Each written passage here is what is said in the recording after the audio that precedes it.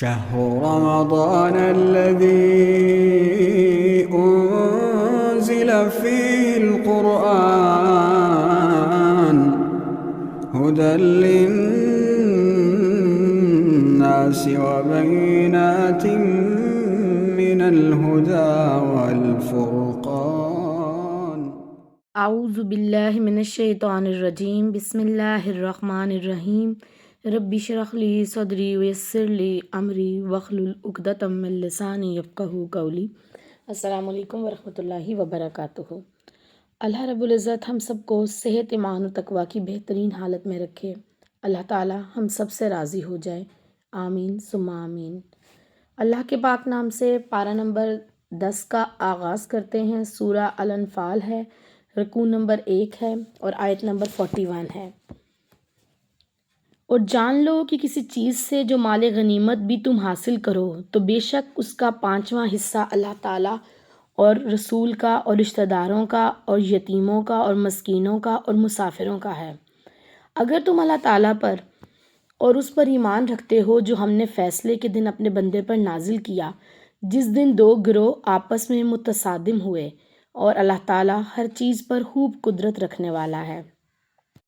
جیسے کہ مال غنیمت کے بارے میں ہم نے دیکھا کہ کفار کے ساتھ جب جنگ کی جائے اور جب فتح نصیب ہو تو جو مال حصے میں آتا ہے، جو ان کی چاہے وہ زریں ہیں، مال و دولت ہے یا ان کے اسلحہ ہیں، اس کو مال غنیمت کہتے ہیں۔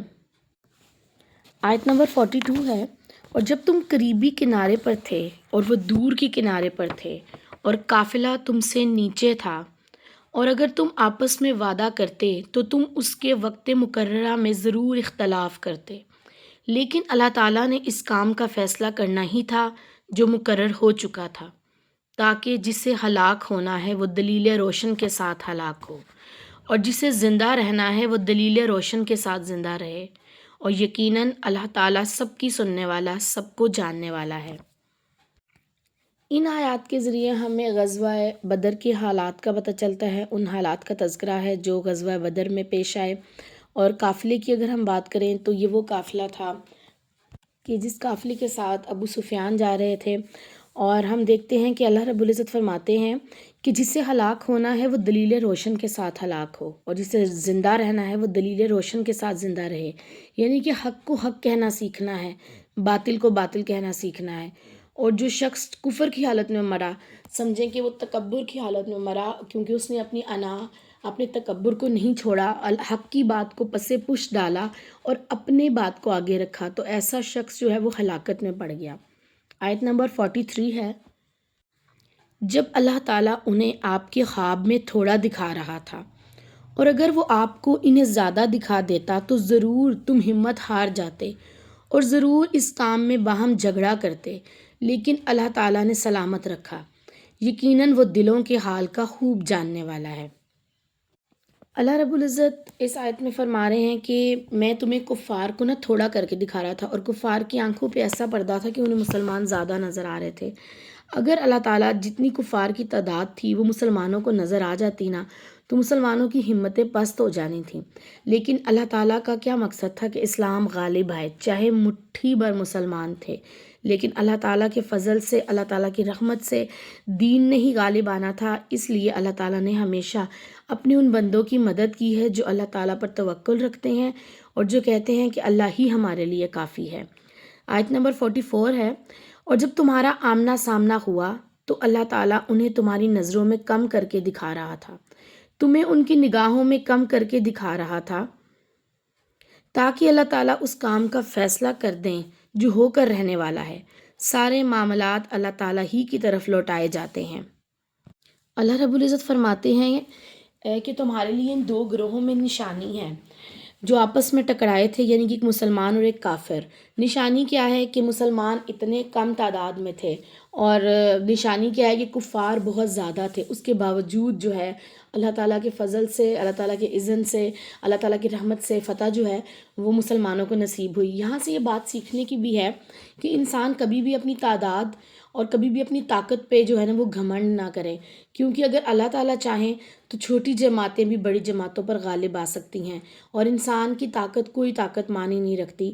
جو اللہ تعالیٰ کا ارادہ ہے، جو اللہ تعالیٰ کی رحمت ہے، اور جو کہہ دے کہ میرے لیے میرا اللہ ہی کافی ہے، تو اللہ تعالیٰ پھر اس کے لیے کافی ہو جاتے ہیں۔ اگر ہم اس رکوع کے موضوع کی بات کریں تو جہاد کے احکامات کے بارے میں اس میں بات کی گئی ہے، اور مقصد زندگی کے حوالے سے اگر ہم بات کریں تو اللہ تعالیٰ کے ہر حکم کو ماننا ہے۔ کامیاب لوگوں کے رویے دیکھیں تو وہ دلیل روشن کے ساتھ جیتے ہیں، اور وہ اللہ تعالیٰ پر توکل کرتے ہیں، وہ اللہ تعالیٰ پر بھروسہ کر کے اللہ کی راہ میں جہاد کے لیے نکلتے ہیں۔ اور ناکام لوگوں کو اگر دیکھیں تو وہ ہمت ہار جاتے ہیں، وہ سامنے والے کی طاقت کو یا اپنی کم جو ہے وہ پاور کو دیکھتے ہیں، وہ اللہ تعالیٰ کی نظروں کو نہیں دیکھتے، اللہ تعالیٰ کی طاقت کو، اللہ تعالیٰ کے فضل کی طرف ان کی توجہ نہیں ہوتی، تو ایسے لوگ ہمت ہار جاتے ہیں۔ یہ ناکام لوگوں کا رویہ ہے۔ اور ناکام لوگ کیا ہیں؟ وہ اپنی غلطی کے الزامات ایک دوسرے پر دھرتے ہیں، آپس میں اختلافات کرتے ہیں۔ انشاءاللہ تعالیٰ رکوع نمبر 1 کو پڑھ کے ہم نے سیکھنا ہے کہ اللہ تعالیٰ سے بہترین تعلق بنانے کے لیے اللہ تعالیٰ کی ذات کے بارے میں آج سے ہی ریسرچ کرنی ہے، ان کو جاننا ہے، ان کے بارے میں ان کے اسماء و صفات کا علم حاصل کرنا ہے، اور جو ہے وہ اللہ تعالیٰ کی جتنی بھی یہ زمین ہے اور یہ کائنات ہے اس پر غور و فکر کرنا ہے، اللہ تعالیٰ کی بنائی ایک ایک چیز پر غور و فکر کرنا ہے تاکہ ہم اللہ تعالیٰ کی معرفت حاصل کر سکیں۔ رکوع نمبر 2 کو دیکھتے ہیں، آیت نمبر 45 ہے۔ اے ایمان والو، جب تم کسی گروہ سے ٹکراؤ تو ثابت قدم رہو اور اللہ تعالیٰ کو کثرت سے یاد کرو تاکہ تم کامیاب ہو جاؤ۔ اچھا، کامیابی کا کرائٹیریا اللہ رب العزت نے اس آیت میں بتایا ہے کہ سب سے پہلے تو اگر آپ کا کسی سے مقابلہ ہوتا ہے تو ثابت قدمی، اور ثابت قدمی ایسے حاصل نہیں ہوتی، دعاؤں سے ملتی ہے، صبر سے ملتی ہے، استقامت سے ملتی ہے، اور اس ثابت قدمی کو حاصل کرنے کے لیے اللہ رب العزت سے بہت زیادہ دعائیں کرنی ہیں، پھر صبر رکھنا ہے، پھر استقامت رکھنی ہے، اور اللہ کی مدد کیسے مانگنی ہے؟ نماز اور صبر کے ذریعے۔ اور دوسری کامیابی کا کرائٹیریا جو بتایا گیا ہے وہ یہ ہے کہ اللہ تعالیٰ کو کثرت سے یاد کرو، یعنی کہ ہمیشہ آپ کی زبان جو ہے اللہ کے ذکر سے تر رہے، اور یاد کرنے کا مقصد صرف زبانی یاد کرنا نہیں، اس بات کا یقین رکھو کہ اگر میں اللہ کو پکار رہی ہوں تو اللہ تعالیٰ میری پکار کو سنتے بھی ہیں، اور وہ میری پکار پہ مجھے جو ہے میرے لیے کافی بھی ہو جائیں گے انشاءاللہ تعالیٰ۔ اسی طرح اللہ تعالیٰ نے سورہ آل عمران کی آیت نمبر 200 میں بھی فرمایا ہے کہ اے مومنو، صبر کرو، ڈٹے رہو، اور جہاد کے لیے ہمیشہ تیار رہو، اور ڈر کر رہو تاکہ تم کامیاب ہو جاؤ۔ یہاں پہ بھی کامیابی کے کرائٹیریاز اس آیت میں جو بتائے ہیں وہ صبر ہے، استقامت ہے، جہاد کے لیے بھی یعنی کہ استقامت ہے، اور اللہ تعالیٰ کا خوف ہے۔ تو یہ کچھ باتیں ہیں جو دنیا میں بھی ہمیں کامیاب کریں گی انشاءاللہ تعالیٰ، اور آخرت میں بھی ہمیں کامیاب کریں گی انشاءاللہ تعالیٰ۔ آیت نمبر 46 ہے، اور اللہ تعالیٰ اور اس کے رسول کی اطاعت کرو اور آپس میں جھگڑا نہ کرو، ورنہ تم ہمت ہار جاؤ گے اور تمہاری ہوا اکھڑ جائے گی، اور صبر کرو، بے شک اللہ تعالیٰ صبر کرنے والوں کے ساتھ ہے۔ آیت نمبر 47 ہے، اور ان جیسے نہ ہو جاؤ جو اپنے گھروں سے اکڑتے ہوئے اور لوگوں کو دکھاتے ہوئے نکلے تھے، اور جو اللہ تعالیٰ کی راہ سے لوگوں کو روکتے تھے، حالانکہ جو بھی وہ کر رہے تھے اللہ تعالیٰ اس کا احاطہ کرنے والا تھا۔ اور جب شیطان نے ان کی اعمال انہیں خوشنما بنا کر دکھائے تھے، اور اس نے کہا لوگوں میں آج تم پر کوئی غالب آنے والا نہیں، اور بلا شبہ میں بھی تمہارے ساتھ ہوں، مگر جب دونوں جماعتیں آمنے سامنے ہوئیں وہ الٹے پاؤں بھاگا اور کہنے لگا بے شک میں تم سے لا تعلق ہوں، میں واقعی وہ کچھ دیکھ رہا ہوں جو تم نہیں دیکھتے، یقیناً میں اللہ تعالیٰ سے ڈرتا ہوں، اللہ تعالیٰ بڑی سخت سزا دینے والا ہے۔ اگر ہم رکوع کے موضوع کے حوالے سے بات کریں تو جہاد کے لیے ہدایات دی گئی ہیں اس رکوع میں، اور مقصد زندگی کیا ہے؟ اللہ کے راستے پر ثابت قدم رہنا ہے انشاءاللہ۔ کامیاب لوگ کون ہوتے ہیں؟ جو ثابت قدمی اختیار کرتے ہیں، اللہ تعالیٰ کو بہت زیادہ یاد کرتے ہیں، اللہ تعالیٰ کو کثرت سے یاد کرتے ہیں، اللہ اور اس کے رسول کی اطاعت کرتے ہیں، اور دین کے راستے میں اور دنیا کے راستے میں جو بھی مشکلات آتی ہیں انہیں صبر سے فیس کرتے ہیں، انہیں اللہ تعالیٰ کی طرف سے آزمائش سمجھتے ہیں، اور اس صبر کے بعد اللہ تعالیٰ سے دعائیں کرتے ہیں، اس سے اپنا کنیکشن مضبوط کرتے ہیں، واویلا نہیں کرتے۔ اور ناکام لوگوں کا رویہ کیا ہے کہ وہ ہمت ہار جاتے ہیں، آپس میں جھگڑا کرنے لگ جاتے ہیں، لوگوں کے دکھاوے کے لیے کام کرتے ہیں، اپنے گھروں سے اکڑتے ہوئے نکلتے ہیں، اور اللہ کے راستے سے لوگوں کو روکتے ہیں۔ انشاءاللہ تعالیٰ اس رکوع کو پڑھنے کے بعد، سیکھنے کے بعد ہم نے کیا کرنا ہے اپنے رویوں میں کہ کافروں کے جو طور طریقے ہیں نا ان کو نہ اختیار کرنا ہے، نہ ان کو اپنانا ہے، بلکہ اللہ تعالیٰ کے ساتھ اپنے تعلق کو مضبوط کرنا ہے۔ اور جو بھی اللہ تعالیٰ نے ہمیں نعمتیں دی ہوئی ہیں، وہ چاہے مال کی صورت میں ہے، چاہے اولاد کی صورت میں ہے، چاہے علم کی صورت میں ہے، چاہے حسن کی صورت میں ہے، چاہے جاہ و جلال کی صورت میں ہے، اس پہ کبھی اترانا نہیں ہے۔ ہمیشہ عاجزی اختیار کرنی ہے کہ یہ میرے رب کی عطا ہے، اور عطا پہ ہمیشہ عاجزی اختیار کرنی ہے اور اللہ تعالیٰ کا شکر گزار بننا ہے، اور کبھی کسی کو شو آف نہیں کرنا۔ انشاءاللہ تعالیٰ ہم نے کبھی کسی کو اپنی بڑائی نہیں جتانی، جیسے کچھ لوگ اپنے لباس میں یا اپنے کھانے پینے میں یا اپنے لائف سٹائل میں اس طرح سے لوگوں کو بتاتے ہیں کہ ہم جیسے بہت ہائی فائی ہیں، تو یہ چیز اللہ رب العزت کو پسند نہیں ہے۔ تو انشاءاللہ تعالیٰ ہم نے ان چیزوں سے بچنا ہے۔ پھر اگلی بات جو ہم نے انشاءاللہ سیکھنی ہے کہ اللہ تعالیٰ کے راستے سے کبھی کسی کو نہیں روکنا، بلکہ خود بھی اس راستے پہ چلنا ہے، اور اس راستے پہ چلنے کے لیے خود بھی ایفرٹ کرنی ہے، اور دوسروں کو بھی اس راستے پہ چلنے کے لیے جو ہے ان کا ساتھ دینا ہے انشاءاللہ۔ آپس میں جھگڑا نہیں کرنا، اختلافات نہیں کرنے حق کی بات پہ، اور اللہ تعالیٰ کی شریعت کے قوانین کو نافذ کرنے کے لیے رسول اللہ کے مشن کو اپنانا ہے، اپنی زندگی کا حصہ بنانا ہے انشاءاللہ تعالیٰ۔ رکوع نمبر 3 کو دیکھتے ہیں، آیت نمبر ہے 49۔ جب منافق اور بیمار دل لوگ کہہ رہے تھے کہ انہیں تو ان کے دین نے دھوکے میں ڈال دیا ہے، اور جو بھی اللہ تعالیٰ پر بھروسہ کرے گا تو یقیناً اللہ تعالیٰ بڑا غالب ہے، بڑی حکمت والا ہے۔ اور کاش آپ دیکھیں جب فرشتے ان کی جان قبض کرتے ہیں جنہوں نے انکار کیا، وہ ان کے چہروں اور ان کی پشتوں پر ضربیں لگاتے ہیں اور کہتے ہیں جلانے کا عذاب چکھو۔ آیت نمبر 51 ہے، یہ اس کا بدلہ ہے جو تم نے اپنے ہاتھوں سے آگے بھیجا ہے، اور یقیناً اللہ تعالیٰ بندوں پر ظلم کرنے والا نہیں ہے۔ ان کا حال آل فرعون اور ان جیسا ہوا جو ان سے پہلے تھے، انہوں نے اللہ تعالیٰ کی آیات کا انکار کیا، چنانچہ اللہ تعالیٰ نے ان کے گناہوں کی وجہ سے انہیں آ پکڑا۔ یقیناً اللہ تعالیٰ بڑی قوت والا، سخت سزا دینے والا ہے۔ اگر ہم آیت نمبر 51 کو دیکھیں تو اللہ رب العزت فرماتے ہیں کہ یقیناً اللہ تعالیٰ بندوں پر ظلم کرنے والا نہیں ہے۔ اس کے حوالے سے رسول اللہ صلی اللہ علیہ وآلہ وسلم کی حدیث ہے کہ اللہ تعالیٰ فرماتے ہیں کہ اے میرے بندو، میں نے اپنے اوپر اپنے اندر ظلم کو حرام کر دیا ہے، اور اسے تمہارے درمیان بھی حرام کر دیا ہے، بس تم آپس میں ایک دوسرے پر ظلم نہ کرو۔ یہ مسلم کی روایت ہے 6572 نمبر پر۔ اور اسی طرح ہم دیکھتے ہیں کہ اللہ تعالیٰ نے آیت نمبر 52 میں کہا ہے کہ یقیناً اللہ تعالیٰ بڑی قوت والا، سخت سزا دینے والا ہے۔ اچھا، انسان ہمیشہ جو گناہ کرتا ہے وہ یہ سوچتا ہے کہ اللہ تعالیٰ تو بڑا غفور الرحیم ہے، اور وہ خود ہی ڈیسائیڈ کر لیتا ہے کہ میں نے جو بھی غلطیاں کوتاہیاں کی ہیں اللہ تعالیٰ تو مجھے معاف کر دے گا۔ یقیناً اللہ تعالیٰ نے ظلم کو اپنے اوپر حرام کیا ہے، وہ اپنے بندے کو معاف کرے گا، لیکن اللہ تعالیٰ نے اسی قرآن پاک میں اپنی صفات میں جہاں پہ الرحمن اور الرحیم کے بارے میں بات کی ہے، جہاں غفور الرحیم ہونے کے بارے میں بات کی ہے، جہاں اللہ تعالیٰ نے خود کو رزاق کہنے کے حوالے سے بات کی ہے کہ وہ رزق دینے والے ہیں، وہ عیبوں پر پردہ ڈالنے والے ہیں، وہ اپنے بندے سے محبت کرنے والے ہیں، وہ اپنے بندے پر احسان کرنے والے ہیں، وہیں اللہ تعالیٰ نے یہ بھی بتایا ہے کہ جبار، قہار، سخت سزا دینے والا، بڑی قوت والا، بڑی عظمت والا بھی اللہ تعالیٰ ہی کی ذات ہے، اللہ تعالیٰ ہی کی صفات ہیں۔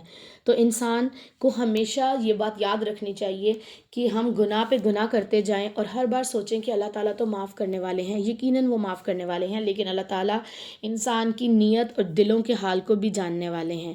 وہ جانتے ہیں کہ میرا بندہ جان بوجھ کر گناہ کر رہا ہے یا اس سے انجانے میں گناہ ہوا ہے، اور وہ یہ بھی جانتے ہیں کہ اس نے کس نیت سے یہ کام کیا ہے۔ تو اپنی نیتوں کو انشاءاللہ ہم نے درست بھی کرنا ہے، اور اللہ تعالیٰ کی تمام صفات پر غور و فکر کرتے ہوئے نیکی کی طرف اپنے قدموں کو بڑھانا ہے انشاءاللہ تعالیٰ۔ آیت نمبر 53 ہے، یہ اس وجہ سے ہوا کہ اللہ تعالیٰ کسی نعمت کو جو اس نے کسی قوم کو عطا کی ہو تبدیل کرنے والا نہیں، جب تک وہ اسے نہ بدل دیں جو ان کے دل میں ہے، اور یقیناً اللہ تعالیٰ سب کی سننے والا، سب کو جاننے والا ہے۔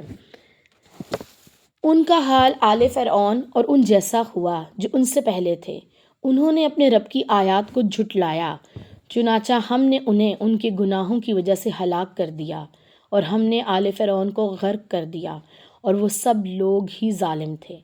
یقیناً اللہ تعالیٰ کے نزدیک بدترین جانور وہ لوگ ہیں جنہوں نے کفر کیا آپ کو پتہ بدترین جانور کو قرآن پاک میں بھی گدھا اور کتے سے تشبیہ دی گئی ہے.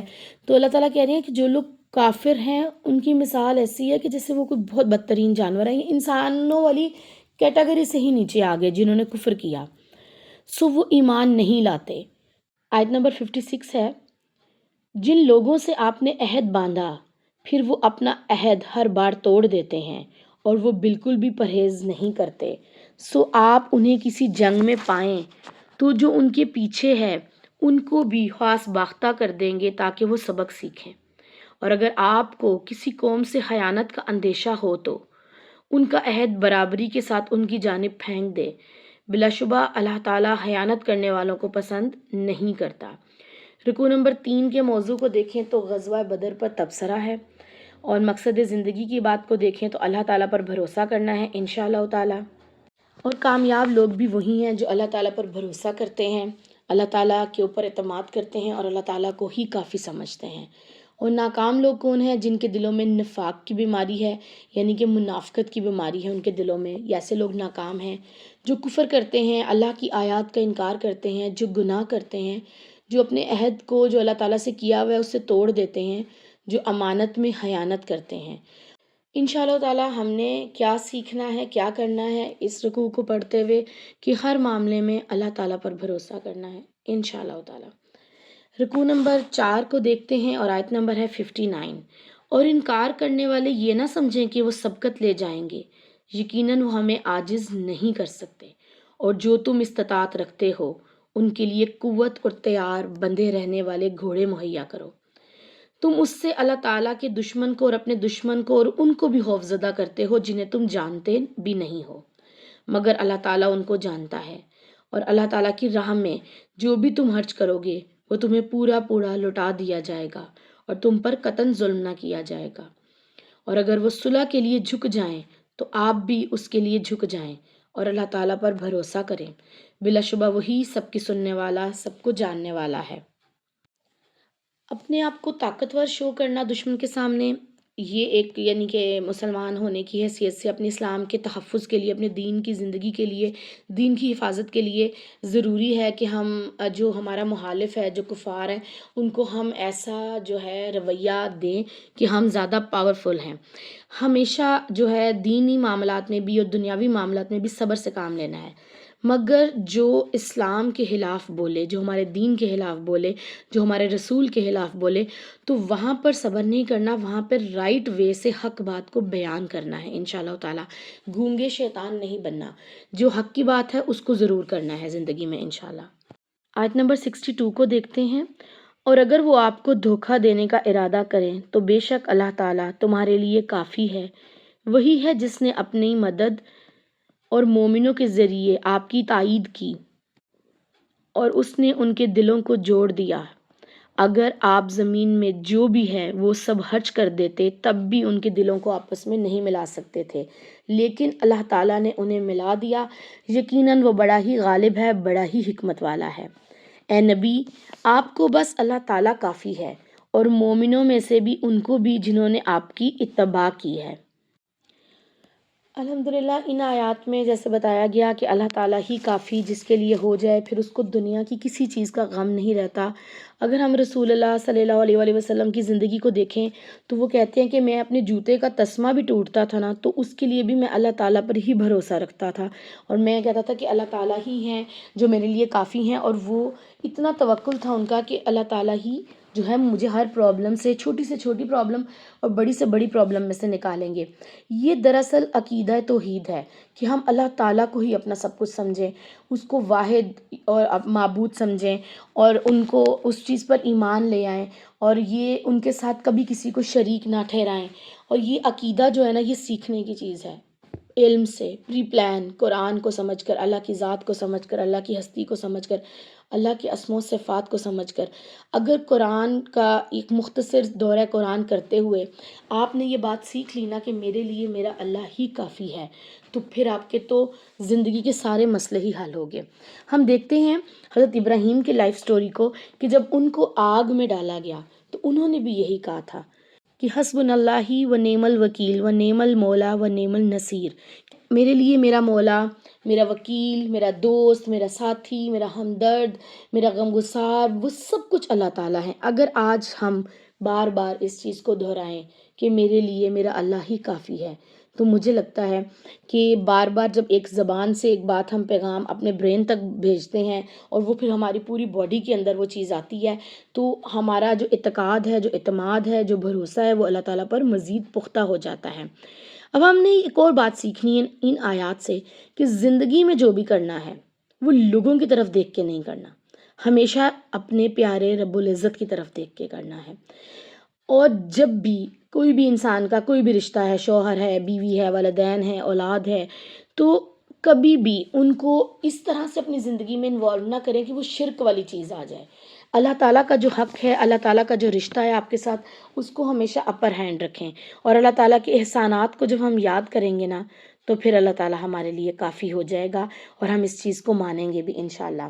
اگر ہم رکوع کے موضوع کے حوالے سے بات کریں تو وہ احکام جہاد ہیں، اور اگر ہم دیکھیں مقصد زندگی کیا ہے کہ اللہ کے دشمنوں کے مقابلے میں ہر طرح کی قوت فراہم کرنا۔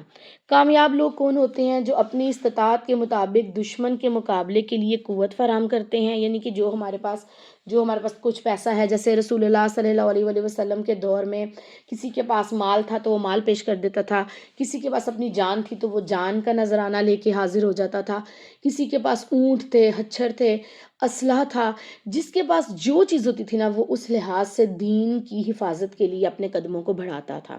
تو آج بھی یہی رویہ جو ہے ہمارا ہونا چاہیے کہ آج اگر ہمارے پاس مال ہے، وقت ہے، صلاحیت ہے، کچھ بھی ہے، جو چیز ہے وہ ہم اللہ تعالیٰ کے راستے میں پیش کر دیں۔ یہ اصل میں کامیابی کا جو ہے نا وہ رویہ ہے۔ پھر اللہ کے راستے میں حج کرنا ہے انشاءاللہ۔ اور کامیاب لوگوں کا رویہ کیا ہے کہ وہ ہمیشہ صلح کی طرف آتے ہیں، لڑائی جھگڑے کی طرف نہیں جاتے۔ کامیاب ہیں وہ لوگ جو اللہ تعالیٰ پر بھروسہ کرتے ہیں اور رسول اللہ کی پیروی کرتے ہیں۔ اور ناکام لوگ کون ہیں؟ جو اللہ تعالیٰ کے احکامات کا انکار کرتے ہیں، جو اللہ تعالیٰ کو اپنے لیے کافی نہیں سمجھتے، جو لوگوں کو بھی دھوکہ دیتے ہیں اور اللہ تعالیٰ کو بھی دھوکہ دے رہے ہوتے ہیں، اور وہ یہ سوچتے ہیں کہ اللہ تعالیٰ شاید ہماری ان باتوں سے ناواقف ہیں۔ تو ایسا ہرگز نہیں ہے، کیونکہ اللہ تعالیٰ تو علیم ہیں، اللہ تعالیٰ تو خبیر ہیں، وہ جاننے والے ہیں، وہ دیکھنے والے ہیں، وہ السمیع ہیں، وہ سننے والے ہیں۔ ہم نے کیا کرنا ہے انشاءاللہ تعالیٰ کہ اللہ تعالیٰ کی خاطر اللہ والوں سے اخوت کا، محبت کا رشتہ قائم کرنا ہے، اور اللہ تعالیٰ سے اس رشتے کی مضبوطی کے لیے دعائیں بھی کرنی ہیں اور مدد بھی طلب کرنی ہے انشاءاللہ تعالیٰ، اور اللہ کے بندوں کو اللہ کے ساتھ ہمیشہ جوڑنا ہے۔ رکوع نمبر 5 کو دیکھتے ہیں، آیت نمبر ہے 65۔ اے نبی، مومنوں کو جنگ پر ابھارو، اگر تم میں سے 20 آدمی ثابت قدم رہوں گے تو وہ 200 پر غالب آئیں گے، اور اگر تم میں سے 100 آدمی ہوں گے تو وہ 1000 کافروں پر غالب آئیں گے، کیونکہ وہ لوگ سمجھ نہیں رکھتے۔ یعنی کہ اللہ تعالیٰ مومنوں کے حوالے سے یہ بات کہہ رہے ہیں کہ جنگ کے لیے ابھارو، رسول اللہ کو احکامات دیے جا رہے ہیں، اور ساتھ میں حوصلہ بھی دیا جا رہا ہے کہ جو ایک مومن ہے نا، ایک مومن بندہ، وہ 10 کفار کے اوپر بھاری ہے، کہ اگر اس کے سامنے ایمان کی طاقت ہے نا، یہ دین اسلام کی طاقت ہے، وہ دین کی سمجھ کی طاقت ہے کہ ایک فرد جو ہے وہ کتنے زیادہ کفار کا مقابلہ کرنے کی طاقت رکھتا ہے۔ اور یہ تب کی بات نہیں، یہ آج کی بھی بات ہے۔ ہم کیوں جو ہے نا بعض مقامات پر اللہ تعالیٰ کی طرف سے ہمیں جو ہے وہ پستی ملتی ہے، مسلمان قوم آج کیوں اتنی پست ہے؟ کیونکہ ہمارے ایمان اس لیول کے نہیں ہیں جو صحابہ کرام کے ایمان تھے۔ جو ایمان میں جتنا پختہ ہوگا اس کی آزمائش اتنی ہی زیادہ ہوگی، جو ایمان میں جتنا پختہ ہوگا اس کی جو اللہ تعالیٰ کے ساتھ کنیکشن جتنا مضبوط ہوگا نا، اس کی آزمائش اتنی ہی زیادہ ہوگی، کیونکہ اللہ تعالیٰ نے ہمیشہ اپنے بندوں کو ہی آزمایا ہے۔ صحابہ کرام نے رسول اللہ صلی اللہ علیہ وآلہ وسلم سے سوال پوچھا تھا کہ آزمائشیں کن پہ آتی ہیں؟ تو اللہ کے نبی نے فرمایا تھا کہ پیغمبروں پر۔ پھر پوچھا پھر کن پہ؟ فرمایا پھر جو جس طرح دین میں جتنا آگے ہے اس پہ، اور جس کا ایمان کا جو لیول ہے اس کے مطابق اس پر آزمائش آتی ہے۔ تو ہم نے جو ہے اپنے ایمان کو مضبوط کرنا ہے اور اس بات پہ بلیو رکھنا ہے کہ ہم تب ہی دنیا پر غالب آ سکتے ہیں جب ہماری ایمان کی طاقت ہوگی، جب ہمارا ایمان مضبوط ہوگا، جب اللہ تعالیٰ کے ساتھ کنیکشن مضبوط ہوگا، جب ہم اللہ تعالیٰ کو اپنے لیے کافی سمجھیں گے، جب اللہ تعالیٰ پر بھروسہ کریں گے، جب امید اللہ تعالیٰ سے لگائیں گے، جب توکل اللہ تعالیٰ پر کریں گے، تو اللہ تعالیٰ ہمیں وہاں سے عطا کرے گا جہاں سے انسان نے کبھی گمان بھی نہیں کیا ہوگا۔ کیونکہ ایک بہت انبلیویبل بات ہے نا کہ جب ابراہیم علیہ السلام کو آگ میں پھینکا گیا تھا، تو کبھی سوچ سکتے ہیں کوئی کہ آگ سے کوئی بچ سکتا ہے؟ وہ اللہ تعالیٰ پر ان کا بھروسہ تھا۔ اللہ تعالیٰ تو وہ ذات ہیں جو ہر وہ بات کریں گے، ہر وہ ایکٹ ان کا ہمیں نظر آئے گا جو انبلیویبل ہے۔ پھر ہم دیکھتے ہیں کہ حضرت یونس جب مچھلی کے پیٹ میں گئے اور وہ پھر ایز اٹ از واپس بھی آ گئے، تو یہ اللہ تعالیٰ کے اوپر ان کا بلیو تھا، یہ اللہ تعالیٰ کے اوپر ان کا بھروسہ تھا کہ وہ ذات مجھے نقصان نہیں پہنچائے گی۔ اللہ تعالیٰ نے کیسے اپنے پیغمبر کو سیو کیا۔ اگر ہم حضرت یوسف کی مثال دیکھیں تو قید خانے میں بھی اللہ تعالیٰ نے ان کی حفاظت کی، جبکہ ان کے بھائی جو تھے اپنے مطابق تو ان کو مار چکے تھے، تو وہ اللہ تعالیٰ کے اوپر جو بھروسہ تھا، جو توکل تھا، جو امید تھی، جو دعائیں تھیں، جو اللہ تعالیٰ کے ساتھ ایک رشتہ مضبوط تھا، اس مضبوطی نے ان کو جو ہے سیف رکھا۔ تو آج ہم کیوں نہیں اللہ تعالیٰ پہ اتنا بھروسہ کرتے؟ آج ہم کیوں نہیں اللہ سے اتنی امید باندھتے؟ تو انشاءاللہ تعالیٰ ہم نے بھروسہ بھی اللہ تعالیٰ پہ کرنا ہے، توکل بھی اللہ تعالیٰ پہ کرنا ہے، اور امید بھی اللہ سے باندھنی ہے۔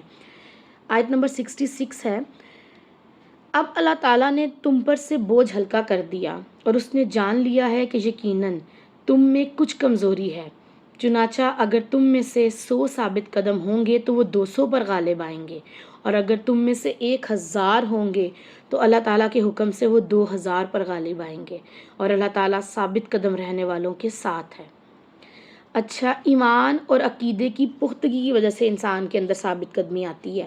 اگر ہمارا عقیدہ مضبوط ہوگا، ہمارا ایمان مضبوط ہوگا، تو اوبویسلی ہمارے اندر جو ہے وہ ثابت قدمی بھی آئے گی۔ اور ہم نے جو ہے غزوہ بدر کے ہم جو حالات دیکھ رہے ہیں اس کے مطابق تو ہمیں بار بار یہی بتایا جا رہا ہے کہ ایک ایک مومن جو ہے وہ 10 کفار پر بھاری ہے، اور یہ جو بھاری ہونا ہے یہ اسلحے کے ساتھ بھاری نہیں ہونا، یہ اپنے ایمان، اپنی سمجھ، اپنی علم، اپنا اللہ سے کنیکشن مضبوط ہونے کی وجہ سے جو ہے نا وہ ان کے اوپر غالب آئیں گے انشاءاللہ۔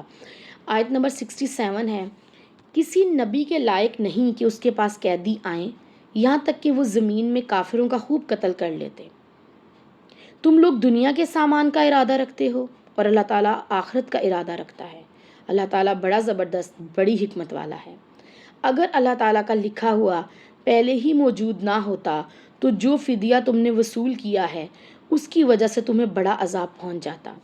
چنانچہ جو مال غنیمت تم نے حاصل کیا ہے اس میں سے کھاؤ، حلال اور پاک، اور اللہ تعالیٰ سے ڈرتے رہو، بلا شبہ اللہ تعالیٰ بڑا درگزر کرنے والا، بڑا رحم کرنے والا ہے۔ رکوع کے موضوع کے حوالے سے دیکھیں تو جہاد کے احکامات ہیں، اور اگر مقصد زندگی کے حوالے سے دیکھیں تو ثابت قدمی اختیار کرنے کے بارے میں اس رکوع میں بتایا گیا ہے۔ کامیاب لوگوں کے رویے ہیں کہ وہ مومنوں کو جنگ پر ابھارتے ہیں، یعنی کہ جہاد کے لیے تیار کرتے ہیں۔ یہ نہیں کہتے کہ پیچھے رہ جاؤ، اگر تم لوگ جہاد کے لیے نکلے تو مارے جاؤ گے۔ تو جو موت یا شہادت کی موت جو انسان کو آنی ہے نا، وہ مضبوط کلوں میں بھی بند ہو تو موت نے وہاں پہ آ کے اچک لینا ہے، تو پھر اللہ کے راستے پہ کیوں نہ موت آئے۔ اور کامیاب لوگ ہیں جو مومنوں کو جنگ کے لیے ابھارتے ہیں، خود بھی ثابت قدم رہتے ہیں اور دوسروں کو بھی موٹیویٹ کرتے ہیں ثابت قدمی کے لیے۔ کامیاب لوگ ہیں وہ جو اللہ تعالیٰ سے ڈر جاتے ہیں، اللہ کا تقوی اختیار کرتے ہیں، اور ناکام ہیں وہ لوگ جو ہمیشہ دنیا کی زندگی کا ارادہ رکھتے ہیں، جبکہ کامیاب انسان ہمیشہ آخرت کی زندگی کی طرف دیکھتا ہے، دنیا کی زندگی اور اس کے معاملات کو پس پش ڈال دیتا ہے۔ انشاءاللہ تعالیٰ ہم نے کیا کرنا ہے؟ اللہ تعالیٰ سے ثابت قدمی کی دعائیں مانگنی ہیں، اپنے ایمان کی پختگی اور اپنے عقیدے کی مضبوطی کے لیے جو ہے کام کرنا ہے، اللہ تعالیٰ کے دین کو سیکھنا ہے، قرآن کا علم و فہم حاصل کرنا ہے، اور اللہ تعالیٰ کے ساتھ اپنے کنیکشن کو مضبوط کرنا ہے انشاءاللہ تعالیٰ۔ رکوع نمبر 6 کو دیکھتے ہیں۔ آیت نمبر 70 ہے، اے نبی تمہارے ہاتھوں میں جو قیدی ہیں ان سے کہہ دو کہ اگر اللہ تعالیٰ تمہارے دلوں میں کوئی بھلائی پائے گا تو جو فدیہ تم سے لیا گیا ہے وہ اس سے بہتر تمہیں دے گا، تمہیں بخش دے گا، اور اللہ تعالیٰ بڑا بخشنے والا، بڑا رحم کرنے والا ہے۔ اور اگر وہ آپ سے خیانت کا ارادہ رکھتے ہیں تو بے شک پہلے وہ اللہ تعالیٰ سے بھی خیانت کر چکے ہیں، چنانچہ اس نے انہیں قابو کروا دیا، اور اللہ تعالیٰ بہت علم والا، بڑی حکمت والا ہے۔ بلا شبہ وہ مہاجرین جو ایمان لائے ہیں، انہوں نے ہجرت کی اور اللہ کی راہ میں اپنے جان و مال سے جہاد کیا، وہ انصار جنہوں نے پناہ دی اور جنہوں نے مدد کی، وہ ایک دوسرے کے دوست ہیں۔ اور جو لوگ ایمان لائے انہوں نے ہجرت نہیں کی، سو ان سے تمہارا دوستی کا کوئی تعلق نہیں یہاں تک کہ وہ ہجرت کر لیں، اور اگر وہ دین میں تم سے مدد مانگے تو مدد کرنا تمہارا فرض ہے، مگر ایسی قوم کے خلاف نہیں کہ جن کی اور تمہارے درمیان کوئی معاہدہ ہو، اور جو بھی تم کرتے ہو اللہ تعالیٰ اسے خوب دیکھنے والا ہے۔ اور جن لوگوں نے انکار کیا ہے وہ ایک دوسرے کے دوست ہیں، اگر تم ایسا نہ کرو گے تو زمین میں فتنہ پھیلے گا اور فساد ہوگا۔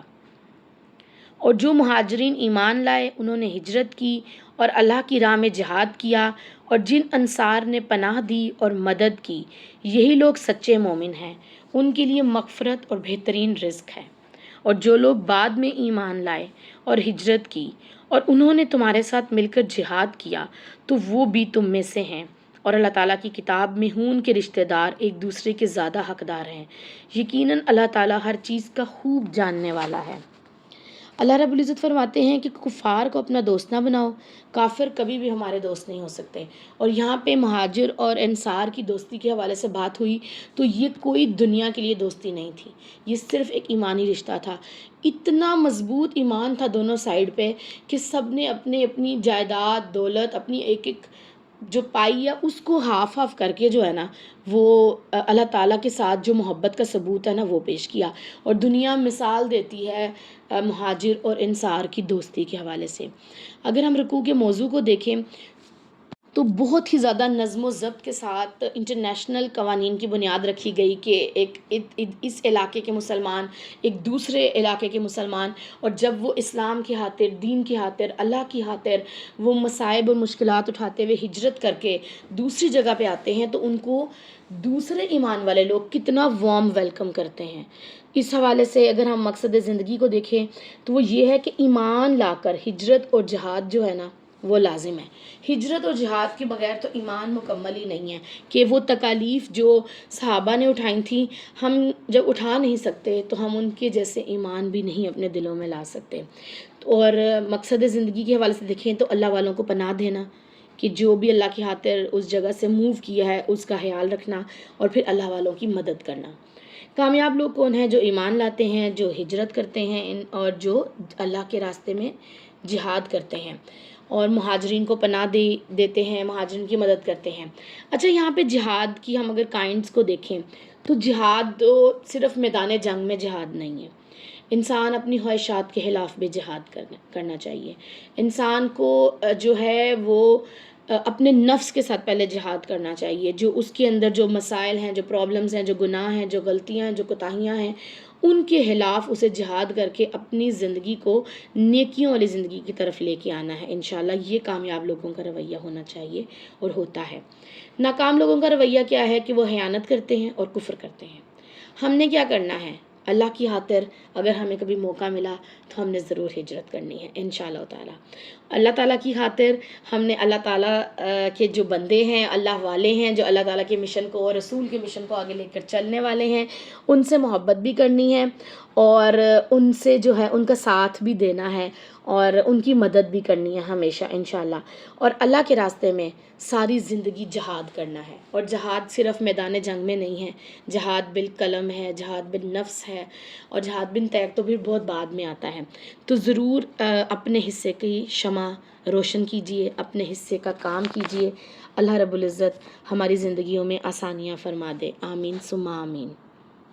اللہ تعالیٰ کی توفیق سے سورہ الانفال کا جو ہے وہ تکمیل ہو گئی ہے، مکمل ہو گئی ہے ہماری سورت، اور اس سورہ میں ہم نے بہت سی جو ہے باتیں سیکھی ہیں، اور جن میں جو ہے سب سے مین بات یہ ہے کہ اللہ تعالیٰ پر توکل کرنا ہے، اللہ تعالیٰ پر بھروسہ کرنا ہے، اللہ تعالیٰ کے ساتھ تعلق کو مضبوط کرنا ہے، عقیدے کو سیکھنا ہے، ثابت قدم رہنا ہے، صبر سے کام لینا ہے، نماز سے مدد طلب کرنی ہے، اللہ تعالیٰ سے دعائیں مانگنی ہیں۔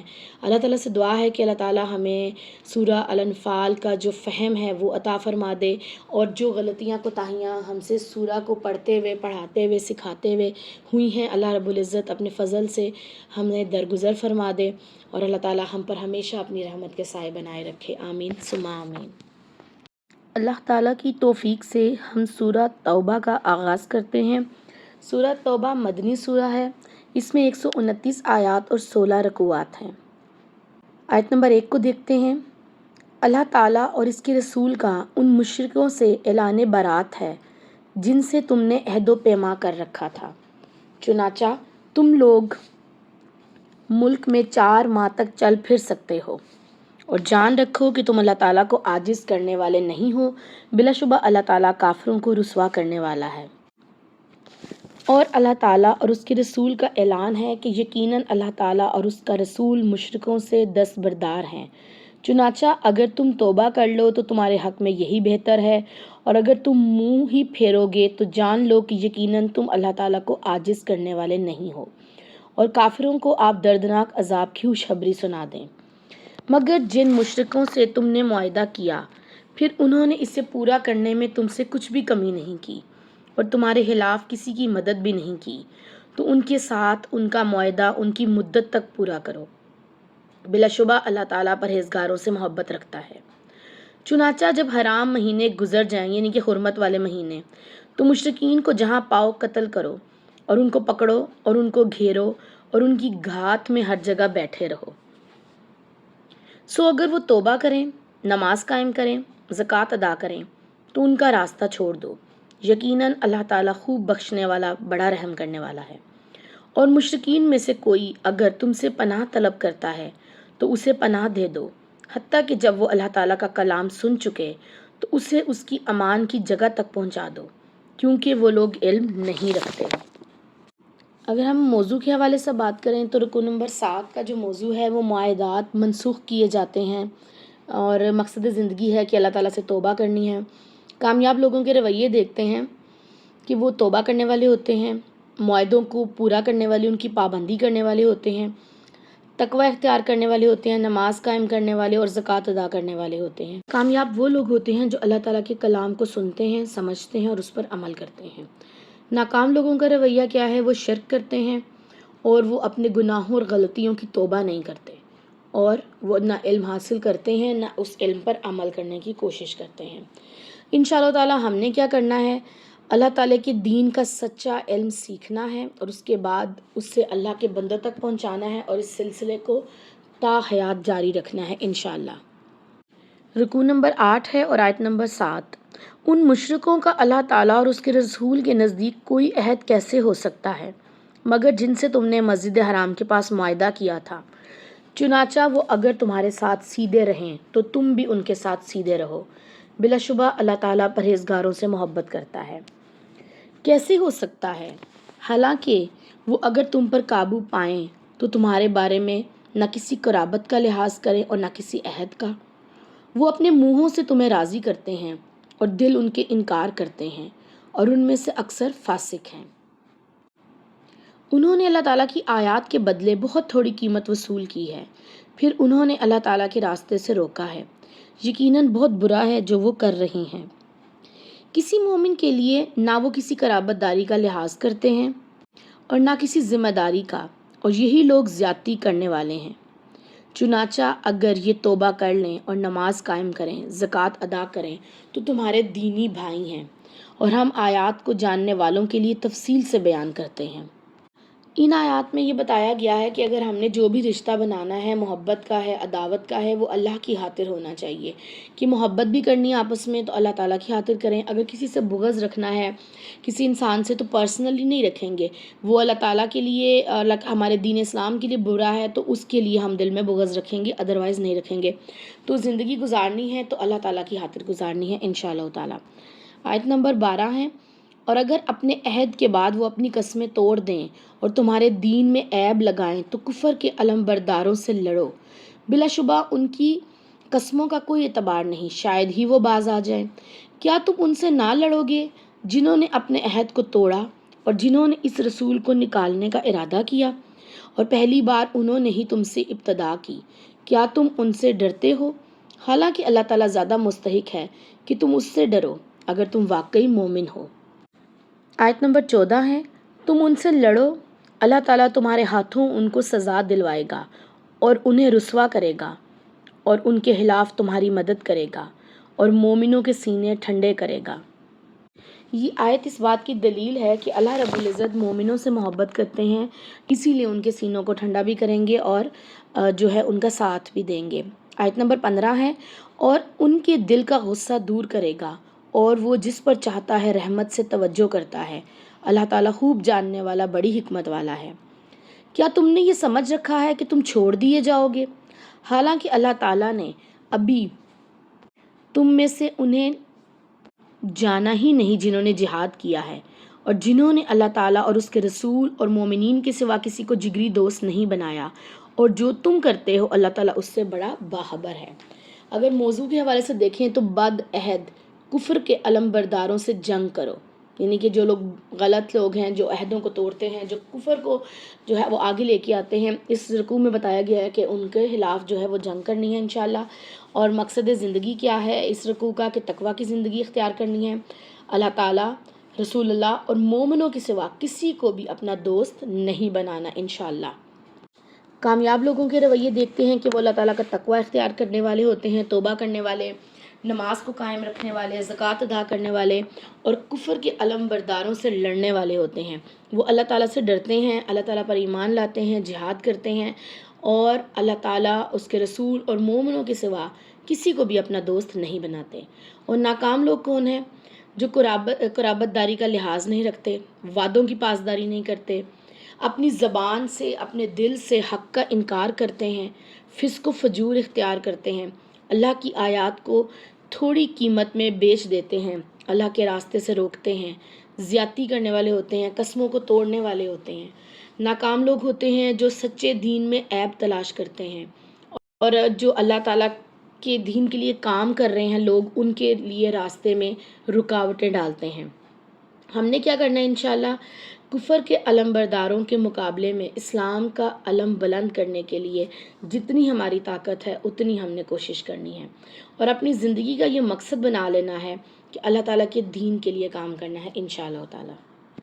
رکوع نمبر 9 ہے، آیت نمبر 17 ہے۔ مشرکوں کے لیے لائق ہی نہیں کہ وہ اللہ تعالیٰ کی مسجدوں کی خدمت کریں، حالانکہ اپنی ذاتوں پر وہ کفر کی شہادت دینے والے ہیں۔ یہی لوگ ہیں جن کے سارے اعمال ضائع ہوگے، وہ ہمیشہ آگ میں ہی رہیں گے۔ یقیناً اللہ تعالیٰ کی مسجدوں کی خدمت تو وہی کر سکتا ہے جو اللہ تعالیٰ پر، آخرت کے دن پر ایمان لاتا ہے، جو نماز قائم کرتا ہے، جو زکوٰۃ ادا کرتا ہے اور اللہ تعالیٰ کے سوا کسی سے نہیں ڈرتا۔ چنانچہ امید ہے ایسے لوگ ہدایت پانے والوں میں سے ہوں گے۔ نبی صلی اللہ علیہ وآلہ وسلم کے فرمان کے مطابق جو ہے وہ مسجد جو ہے وہ اللہ تعالیٰ نے اس کو پسندیدہ جگہ قرار دیا ہے، اور جو ناپسندیدہ جگہ ہے اسے بازاروں کو ناپسندیدہ کہا گیا ہے۔ اور ہم دیکھتے ہیں کہ اور حدیث میں آتا ہے کہ جو اللہ کی رضا کی خاطر مسجد بنائے گا، اللہ تعالیٰ اس کا گھر جنت میں بنائے گا انشاءاللہ تعالیٰ۔ تو مسجدوں کی جو خدمت کرنے ہیں وہ بھی کوئی عام انسان نہیں کر سکتا، اس کے لیے بھی اللہ تعالیٰ نے کرائٹیریا سیٹ کیا ہے کہ کوئی بھی کافر اٹھ کے اور کوئی بھی حرام کمائی کرتا ہوا، کوئی بھی غلط کام کرتا ہوا اللہ تعالیٰ کے دین کی مدد یا اللہ تعالیٰ کے گھر کو نہیں بنا سکتا۔ اس کے لیے کیا ہے کہ انسان کو یوم آخرت پر اللہ تعالیٰ پر ایمان لانا ہے، نماز قائم کرنے والا ہونا چاہیے، وہ زکوٰۃ ادا کرنے والا ہونا چاہیے، اللہ کا تقوی اختیار کرنے والا ہونا چاہیے اس انسان کو، تو ہی اس کے اندر یہ ساری ایبلٹیز، یہ کوالٹیز ہوں گی تو وہ اللہ تعالیٰ کے گھر کی ذمہ داری اٹھانے کے قابل ہے۔ آیت نمبر 19 ہے، کیا تم نے حاجیوں کو پانی پلانا اور مسجد حرام کی خدمت کرنا اس کی مانند کر دیا ہے جو اللہ تعالیٰ اور آخرت کے دن پر ایمان لایا اور جس نے اللہ کے راستے میں جہاد کیا؟ اللہ تعالیٰ کے نزدیک دونوں برابر نہیں ہیں، اللہ تعالیٰ ظالموں کو ہدایت نہیں دیتا۔ یہاں پہ اللہ تعالیٰ نے اعمال کا کرائٹیریا بتایا ہے کہ کچھ لوگ نیکیاں، چھوٹی چھوٹی نیکیاں، کہ جیسے جو اللہ تعالیٰ کے گھر کی خدمت کرنا، حاجیوں کو پانی پلا دینا، نو ڈاؤٹ پانی پلانا بہت بڑی نیکی ہے، لیکن اگر کوئی انسان ایمان والا ہی نہیں ہے، کوئی انسان جو ہے وہ رب کو نہیں مان رہا، اللہ کے رسول کی اطاعت نہیں کر رہا، اس کی پیروی نہیں کر رہا، وہ جہاد کو اپنی زندگی میں شامل نہیں رکھتا، تو کیا اس نے دین کو اتنا آسان سمجھ لیا کہ بس آرام سے حاجیوں کو پانی پلا دیا یا چیدہ اوپر سے چند نیکیاں کر لیں؟ تو ایسا ہرگز نہیں، کبھی بھی جو ہے اللہ تعالیٰ کے ساتھ مضبوط تعلق رکھنے والا ایک مومن بندہ کسی عام انسان کے برابر نہیں ہو سکتا۔ آیت نمبر 20 ہے، جو لوگ ایمان لائے اور انہوں نے ہجرت کی، اللہ تعالیٰ کی راہ میں اپنے مال و جان سے جہاد کیا، ان کا درجہ اللہ تعالیٰ کے نزدیک بہت بڑا ہے اور وہی کامیاب لوگ ہیں۔ آیت نمبر 21 ہے، ان کا رب انہیں اپنی جناب سے رحمت اور رضامندی اور جنتوں کی بشارت دیتا ہے جن میں ان کے لیے دائمی نعمتیں ہیں۔ اللہ کے نبی صلی اللہ علیہ وآلہ وسلم کا فرمان ہے کہ کوئی شخص ایسا نہ ہوگا جو جنت میں جانے کے بعد واپس دنیا میں آئے گا ماں سوائے شہید کے وہ تمنا کرے گا کہ مجھے واپس دنیا میں بھیجا جائے۔ یہ بخاری کی روایت ہے 2817 نمبر پر، کیونکہ جو شہید ہے نا وہ جنت میں جا کے اپنا مقام اور مرتبہ جب دیکھے گا تو وہ کہے گا، وہ سوچے گا کہ میں بار بار دنیا میں جاؤں اور میں بار بار اپنے رب کی محبت میں، اس دین کی محبت میں جو ہے وہ شہادت پاؤں اور میں بار بار ان درجات تک پہنچوں۔ تو اللہ تعالیٰ سے دعا ہے کہ اللہ تعالیٰ ہمیں ایسی موت نصیب فرمائے جو کہ اللہ تعالیٰ کے دین پر چلتے ہوئے ہمیں آئے، آمین ثم آمین۔ نبی صلی اللہ علیہ وآلہ وسلم کی ایک اور بڑی خوبصورت حدیث ہے جو بخاری کی روایت ہے 2700 جو ہے وہ 82 نمبر پر، کہ اللہ تعالیٰ کی راہ میں ایک صبح اور ایک شام کرنا دنیا و مافیہا سے بہتر ہے، اور مافیہا ہوتا ہے دنیا اور دنیا کی ہر چیز سے بہتر۔ تو ضرور کوشش کریں کہ اپنے صبح اپنے شام کوئی ایک وقت اللہ تعالیٰ کے لیے ضرور نکالیے۔ آیت نمبر 22 ہے، اور وہ ان میں ہمیشہ ہمیشہ رہیں گے، یقیناً اللہ تعالیٰ ہی کے پاس بہت بڑا اجر ہے۔ اے ایمان والو، اپنے باپوں اور اپنے بھائیوں کو بھی اپنا دوست نہ بناؤ اگر وہ ایمان پر کفر کو ترجیح دیں، اور تم میں سے جو انہیں اپنا دوست بنائیں گے تو ایسے ہی لوگ ظالم ہیں۔ اچھا، ہم دیکھتے ہیں کہ یہ رشتے بڑے امپورٹنٹ ہوتے ہیں، باپ، بھائی، شوہر، بیٹا۔ اللہ تعالیٰ نے ہمیں کیا کہا کہ ان کو بھی اپنا دوست نہیں بنانا اگر یہ تمہیں کفر کی طرف لے کے جاتے ہیں۔ تو دوستی کن سے کرنی ہے؟ ایمان والوں سے۔ دوستی ان سے کرنی ہے جو آپ کو جو ہے وہ موٹیویٹ کریں دین اسلام کی طرف، اللہ رب العزت کے جو ہے تعلق کی طرف، رسول اللہ کی سنت کی پیروی کی طرف۔ تو ایسے لوگوں کو انشاءاللہ اپنا دوست بنانا ہے۔ آیت نمبر 24 ہے سورۃ توبہ کی، بہت زیادہ اہم آیت ہے یہ۔ آپ کہہ دیجئے کہ اگر تمہارے باپ، تمہارے بیٹے، تمہارے بھائی، تمہاری بیویاں، تمہارے خاندان اور تمہارے وہ مال جو تم نے کمائے ہیں، اور وہ تجارت جس کے مان پر جانے سے تم ڈرتے ہو، اور وہ گھر جو تمہیں پسند ہیں، تمہیں اللہ تعالیٰ سے اور اس کے رسول سے اور اس کی راہ میں جہاد سے زیادہ محبوب ہیں، تو انتظار کرو حتیٰ کہ اللہ تعالیٰ اپنا فیصلہ لے آئے، اور اللہ تعالیٰ نافرمان قوم کو ہدایت نہیں دیتا۔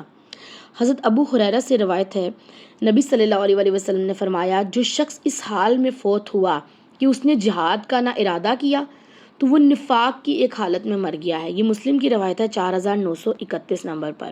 اور اگر ہم اس آیت کے حوالے سے دیکھیں تو اس میں 5 رشتوں کے بارے میں بتایا گیا ہے کہ باپ، بیٹے، بھائی، بیویاں اور خاندان، ٹھیک ہے۔ اور پھر چند جو مادی اشیاء ہیں ان کے بارے میں تذکرہ ہوا کہ مال جو ہم کماتے ہیں، تجارت، اور پھر گھر ہمارے۔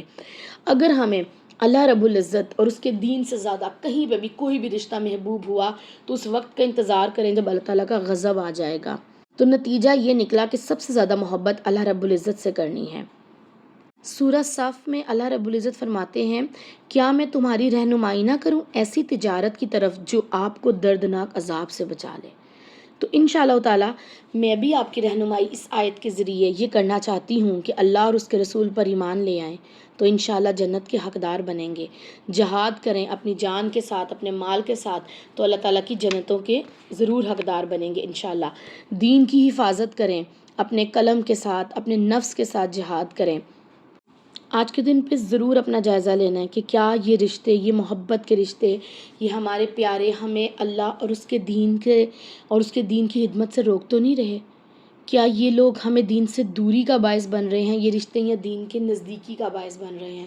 تو ضرور اس حوالے سے سوچتے رہیے۔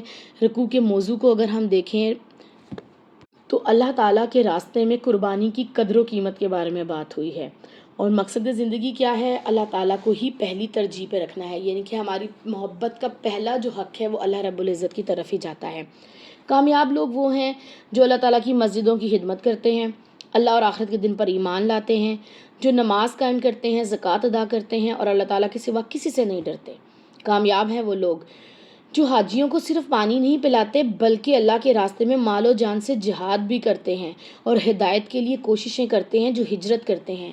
اور کامیاب لوگوں کا رویہ کیا ہے کہ وہ اپنے باپ، اولاد، بھائی، سب کو اپنا اسٹرانگ رفیق، اپنا اسٹرانگ دوست نہیں بناتے، بلکہ وہ اللہ رب العزت کو اپنا دوست رکھتے ہیں، اور اگر وہ ان رشتوں سے محبت کرتے ہیں تو وہ بھی اللہ کی خاطر ہی ان سے کرتے ہیں۔ ناکام لوگوں کا رویہ کیا ہے کہ وہ اپنے نفسوں پر کفر کی شہادت دیتے ہیں، وہ ظلم کرتے ہیں، وہ نہ خود ہدایت پاتے ہیں، نہ دوسروں کو ہدایت کے لیے موٹیویٹ کرتے ہیں، وہ اللہ تعالیٰ کے راستے کو اپنے اوپر بوجھ سمجھتے ہیں اور اپنے خاندان اور رشتوں اور اپنے مال و دولت سے محبت کرنے والے ہوتے ہیں۔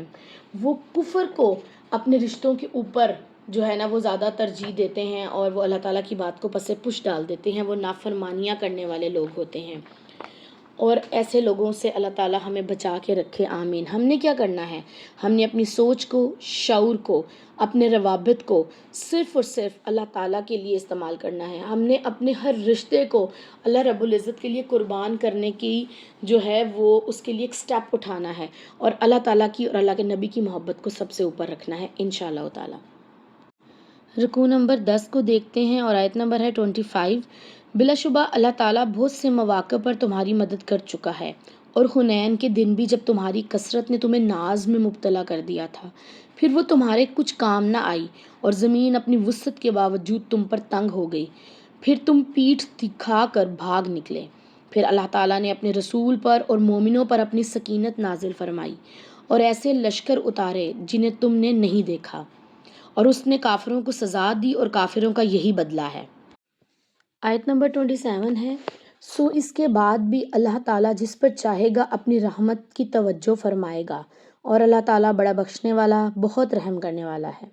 اے ایمان والو، یقیناً مشرکین ناپاک ہیں، چنانچہ وہ اس سال کے بعد مسجد حرام کے قریب نہ آئیں، اور اگر تمہیں تنگ دستی کا خوف ہے تو اللہ تعالیٰ اگر چاہے گا تو جلد ہی تمہیں اپنے فضل سے بے نیاز کر دے گا، یقیناً اللہ تعالیٰ بڑے علم والا، بڑی حکمت والا ہے۔ اور ان اہل کتاب سے لڑو جو اللہ تعالیٰ پر اور آخرت کے دن پر ایمان نہیں لاتے ہیں، اور نہ ہی وہ اللہ تعالیٰ اور اس کے رسول کے حرام کردہ کو حرام کہتے ہیں، اور نہ ہی دین حق کی اطاعت قبول کرتے ہیں، یہاں تک کہ وہ اپنے ہاتھ سے جزیہ دیں اور چھوٹے بن کر رہیں۔ رکوع کے موضوع کو دیکھتے ہیں کہ اللہ تعالیٰ ہی تو ہے، اور مقصد زندگی کیا ہے؟ دین حق کی اطاعت کرنا ہے۔ کامیاب لوگوں کے رویے کیا ہیں؟ کہ وہ توبہ کرتے ہیں، دین حق کی اطاعت کرنے والے ہوتے ہیں۔ اور ناکام لوگ کون ہیں؟ جو اپنی کثرت پر فخر محسوس کرتے ہیں، میدان جنگ سے پیٹھ پھیر کر بھاگتے ہیں، انہیں تنگ دستی کا خوف ہوتا ہے، وہ اللہ تعالیٰ اور آخرت کے دن پر ایمان نہیں رکھتے، اور اللہ تعالیٰ اور اس کے رسول کے حرام ٹھہرائے ہوئے کو حرام نہیں کہتے، بلکہ اس کو اپنے لیے اپنی مرضی کی زندگی گزارتے ہیں۔ اور ناکام لوگ کون ہیں؟ جو دین حق کی اطاعت نہیں کرتے۔ انشاءاللہ تعالیٰ ہم نے کیا کرنا ہے؟ ہم نے حق کو حق کہنا ہے، اور دوست انہی کو بنانا ہے جو ایمان والے ہیں، اور مشرکین اور جو دین سے دور لوگ ہیں ان کے لیے دل میں سافٹ کارنر نہیں رکھنا انشاءاللہ۔ رکوع نمبر 11 ہے، اور آیت نمبر ہے 30۔ اور یہود نے کہا کہ عزیر اللہ تعالیٰ کا بیٹا ہے، اور نصارہ نے کہا کہ مسیح اللہ تعالیٰ کا بیٹا ہے۔ یہ ان کے اپنے منہ کی بات ہے، وہ پہلے کافروں کی بات کی نقل کرتے ہیں۔ اللہ تعالیٰ انہیں ہلاک کرے، یہ کہاں سے بہکائے جا رہے ہیں؟ انہوں نے اپنے علماء اور درویشوں کو اللہ تعالیٰ کے سوا اپنا رب بنا رکھا ہے، اور مسیح ابن مریم کو بھی، حالانکہ انہیں ایک معبود کے سوا کسی کی بندگی کا حکم نہیں دیا گیا۔ اس کے سوا کوئی معبود نہیں ہے، وہ اس سے پاک ہے جسے وہ شریک کرتے ہیں۔ اس آیت میں ہمیں اللہ رب العزت یہ سکھا رہے ہیں کہ جیسے کہا گیا کہ انہوں نے اپنے علماء اور درویشوں کو اللہ تعالیٰ کے سوا اپنا رب بنا لیا۔ آج کی سچویشن میں ہم دیکھیں تو ہم قرآن و سنت سے جو ہے اپنے مسائل کا حل تلاش کرنے کی بجائے علماء اور درویشوں کے پاس جاتے ہیں۔ ہم ان کی بات کو، ان کے فتوے کو زیادہ امپورٹنس دیتے ہیں، نہ کہ اللہ اور اللہ کے رسول کی بات کو۔ سب لوگ ایسے نہیں ہیں، لیکن کچھ جگہ پہ ایسے دیکھا گیا ہے۔ تو ہم نے اس بات کو سیکھنا ہے انشاءاللہ کہ ہم نے اپنی ہر بات، ہر مسئلے کو قرآن و سنت کی طرف لوٹانا ہے انشاءاللہ تعالیٰ۔ اللہ تعالیٰ نے جو ہے اس دین کو مکمل کر دیا ہوا ہے ہمارے اوپر، ہمیں ہر مسئلے کا حل ضرور قرآن پاک اور سنت سے مل جائے گا۔ آیت نمبر 32 ہے، اور وہ ارادہ رکھتے ہیں کہ اللہ تعالیٰ کے نور کو اپنے منہوں سے بجھا دیں، اور اللہ تعالیٰ اپنا نور پورا کیے بغیر ماننے والا نہیں، اگرچہ کافروں کو کتنا ہی ناپسند ہو۔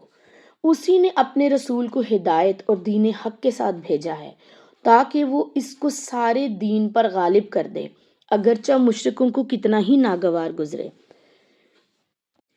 ہدایت کیا ہے انسان کے لیے؟ یہ قرآن پاک اور اپنے عقیدے کو درست کرنا۔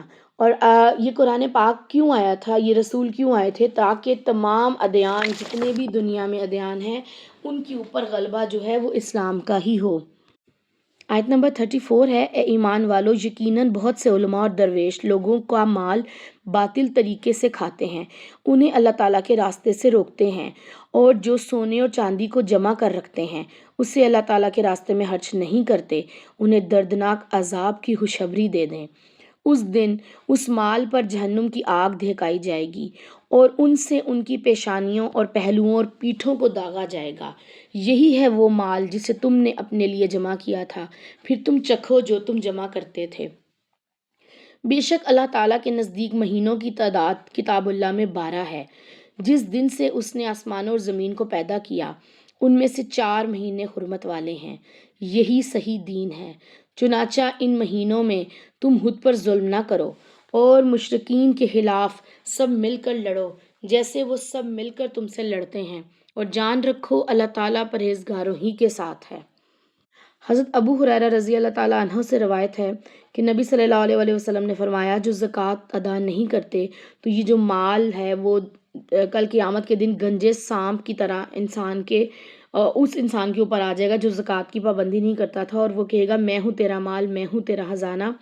تو اس بات پہ ضرور سوچنے کی ضرورت ہے کہ اس مال کو جمع کر کر کے ہم نے کہاں رکھنا ہے۔ آخر کو لوٹنا اللہ رب العزت کے پاس ہے، اور آخر جواب اس کے پاس دینا ہے، اور اسی لیے پھر کل کی آنے والی زندگی کے لیے آج انشاءاللہ ہم نے جو ہے نا وہ اعمال کرنے ہیں۔ آیت نمبر 37 ہے، یقیناً مہینوں کا آگے پیچھے کرنا کفر میں زیادتی ہے جس سے کافروں کو گمراہی میں مبتلا کیا جاتا ہے۔ کسی سال ایک مہینے کو حلال کر دیتے ہیں اور کسی سال اس کو حرام کر دیتے ہیں تاکہ اللہ تعالیٰ کے حرام کردہ کی تعداد پوری کریں، سو اللہ تعالیٰ کے حرام کردہ کو حلال بھی کر جائیں۔ ان کے برے اعمال ان کے لیے خوشنما بنا دیے گئے ہیں، اور اللہ تعالیٰ کافروں کو ہدایت نہیں دیتا۔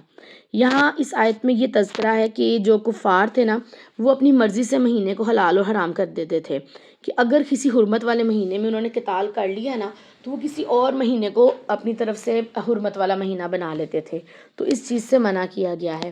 موضوع کو دیکھتے ہیں رکوع نمبر 11 کے، کہ فکری گمراہیاں اور عملی انحرافات۔ اور اگر مقصد زندگی کی بات کریں تو اللہ تعالیٰ کا تقوی اختیار کرنا ہے انشاءاللہ۔ اور کامیاب ہیں وہ لوگ جو اللہ تعالیٰ کا تقوی اختیار کرتے ہیں، اور ناکام لوگوں کے رویے کیسے ہیں کہ وہ اللہ تعالیٰ کی اولاد بناتے ہیں، کافروں کی نقل کرتے ہیں، علماء اور درویشوں کو اپنا رب بنا لیتے ہیں، شرک کرتے ہیں، اور اللہ تعالیٰ کی روشنی کو پھونکوں سے بجھانے کی کوشش کرتے ہیں۔ لوگوں کے مال باطل طریقوں سے کھاتے ہیں، ناکام لوگ سونے اور چاندی کو جمع کرتے ہیں اور اپنے آپ پر بہت ظلم کرتے ہیں، اور جب برے اعمال کو اپنے لیے بھی خوشنما بناتے ہیں اور دوسروں کے لیے بھی، یہ شیطان کا ویسے کام ہے، اور ناکام لوگوں کا بھی یہی رویہ ہے، اور وہ اللہ کے حرام کیے ہوئے کو حلال کرنے کے بہانے ڈھونڈتے ہیں۔ ہم نے کیا کرنا ہے انشاءاللہ؟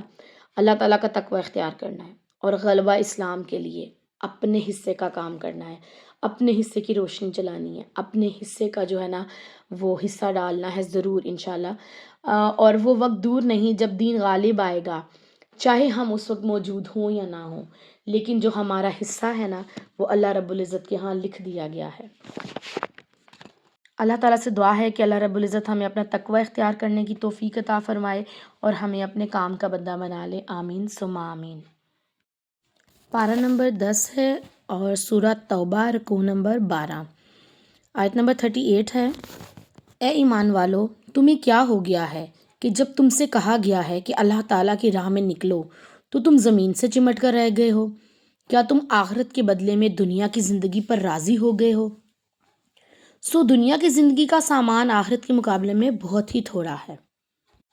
اس آیت میں بتایا گیا ہے کہ جب اللہ تعالیٰ کے راستے میں نکلنے کے لیے جہاد کے احکامات آتے ہیں تو انسان جو ہے وہ اپنی پرابلم سامنے لے آتا ہے کہ میرا گھر، میرے بچے، میری صحت، میرے سرکمسٹانسز، اور وہ زمین کے ساتھ ہی چمٹ جاتا ہے۔ تو اللہ رب العزت فرما رہے ہیں، کیا تم نے دنیا کی زندگی کو اپنے اوپر جو ہے وہ حاوی کر لیا اور آخرت کو تم بھول گئے ہو؟ سو دنیا کی زندگی کا سامان آخرت کے مقابلے میں بہت ہی تھوڑا ہے۔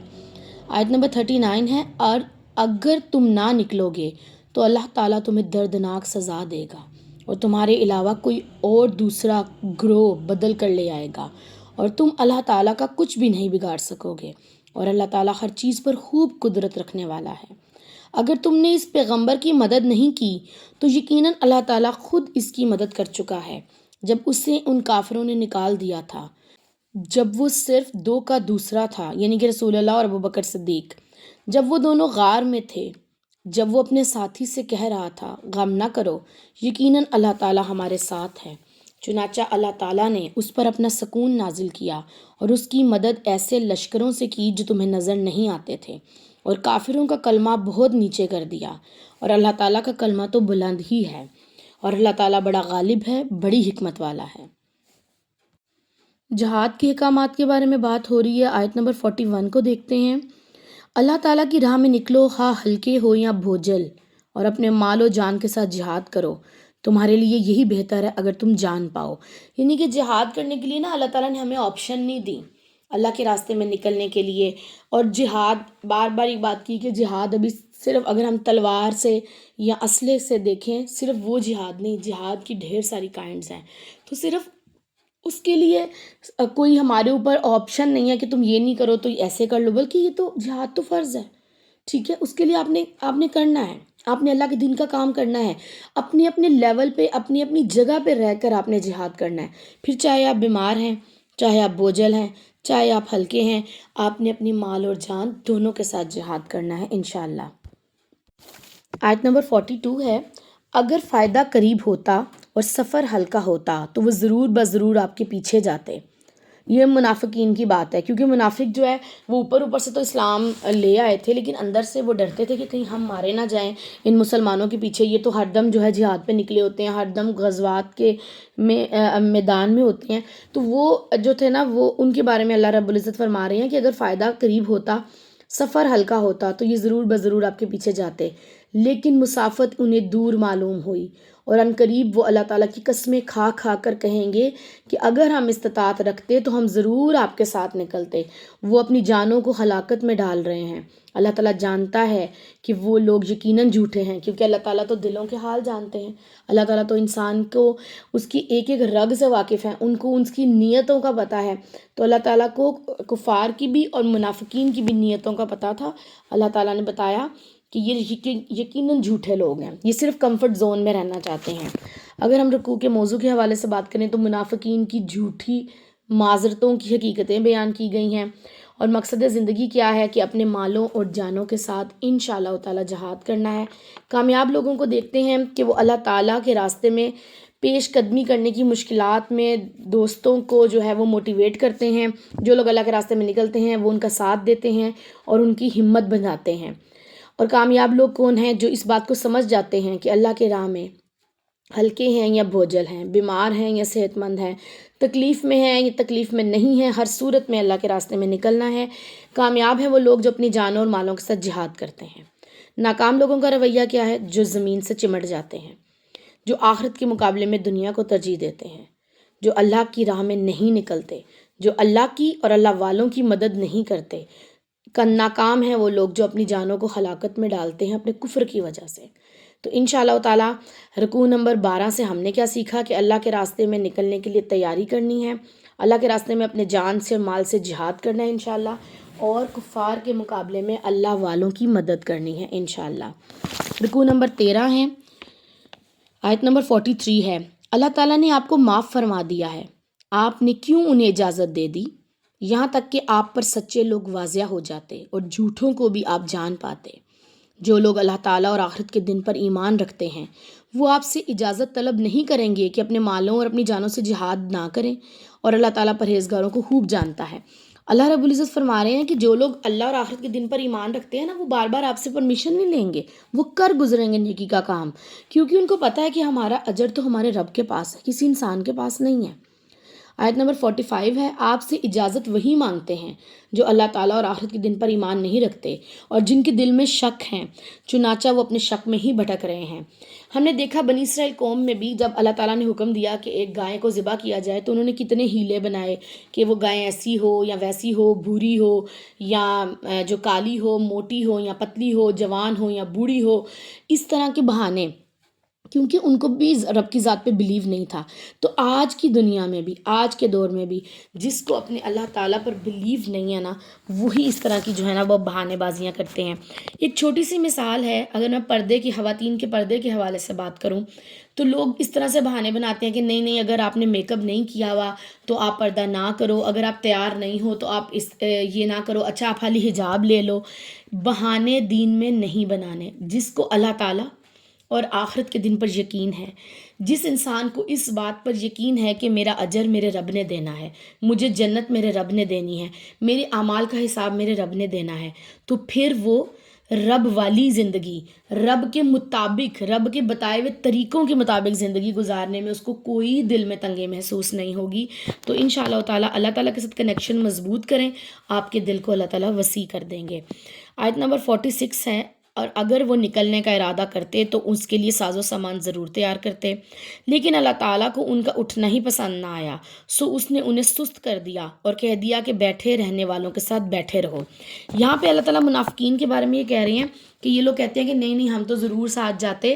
اللہ تعالیٰ نے مومنین کو یہ بات بتا دی، اپنے نبی کو، کہ دیکھو اگر انہوں نے جانا ہوتا نا، ان کا کوئی ارادہ ہوتا، یہ تم لوگوں کو ایسے ہی دھوکہ دے رہے ہیں، بے وقوف بنانے کی کوشش کر رہے ہیں، لیکن میں تم لوگوں کو بتا رہا ہوں، تو پھر کوئی سامان جہاد نظر آتا، یہ کوئی نہ کوئی تیاری تو کرتے۔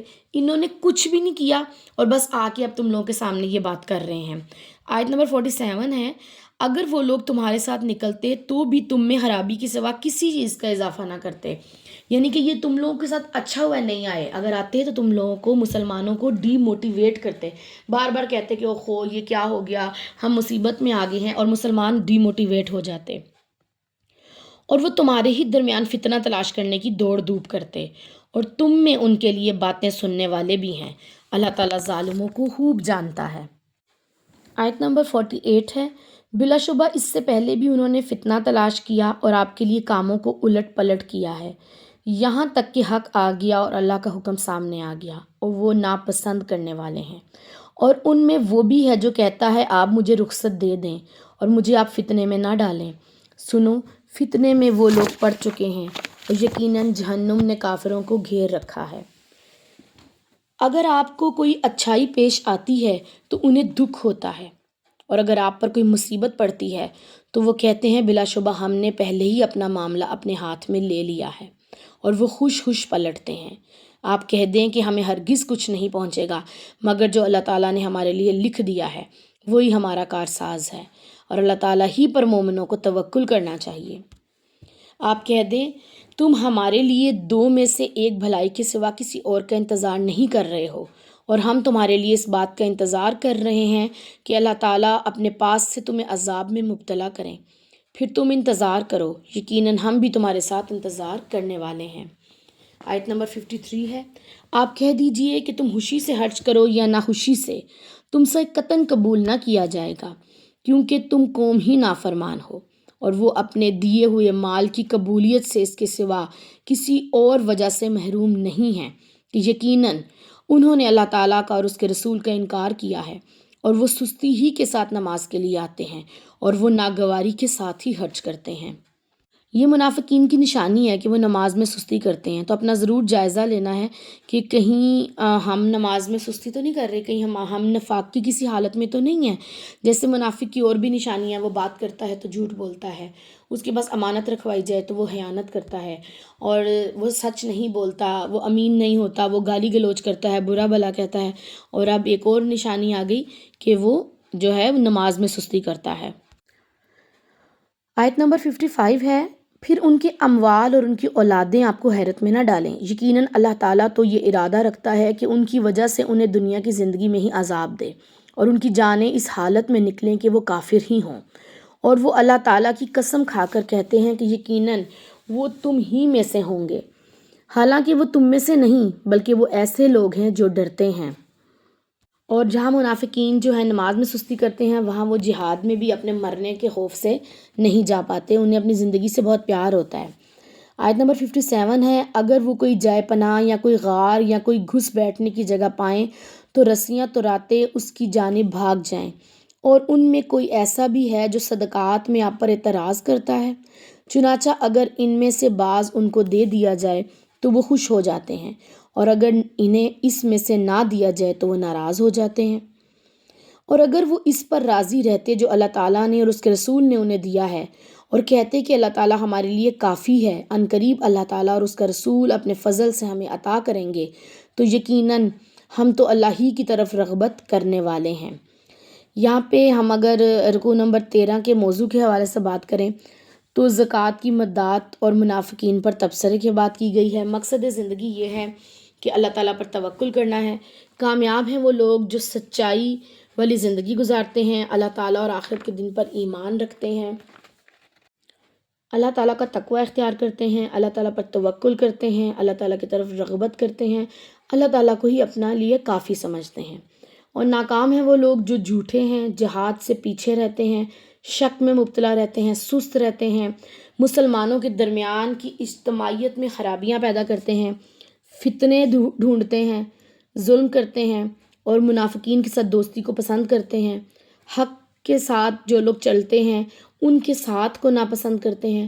ناکام ہیں وہ لوگ جو نافرمانیاں کرتے ہیں، اللہ اور اس کے رسول کا انکار کرتے ہیں اور نماز میں سستی کرتے ہیں، اللہ کے دیے ہوئے مال میں سے ناگواری سے خرچ کرتے ہیں۔ وہ انسانوں سے ڈرتے ہیں، اللہ رب العزت سے نہیں ڈرتے، اور اسلام سے بچنے کے لیے کوئی نہ کوئی پناہ گاہ ڈھونڈتے رہتے ہیں، اور وہ صدقات کے بارے میں بھی اعتراض کرتے ہیں اور صدقات کی تقسیم پر بھی ناراض رہتے ہیں۔ ہم نے کیا کرنا ہے؟ انشاءاللہ تعالیٰ اللہ کے راستے میں نکلنے کے لیے ہر دم تیار رہنا ہے انشاءاللہ۔ رکوع نمبر 14 ہے اور آیت نمبر 60 ہے، اور یہ زکوٰۃ کی مدات کے حوالے سے بڑی اہم آیت ہے جو قرآن پاک کی، پارہ نمبر 10 ہے سورۃ توبہ میں۔ زکوٰۃ تو دراصل فقیروں اور مسکینوں اور ان پر کام کرنے والوں کے لیے ہیں، اور ان کے لیے جن کی تالیف قلب کی گئی ہے، اور گردنوں کے چھڑانے میں، اور قرض داروں کے لیے، اور اللہ کی راہ میں، اور مسافروں کے لیے۔ یہ اللہ تعالیٰ کی طرف سے فرض ہے۔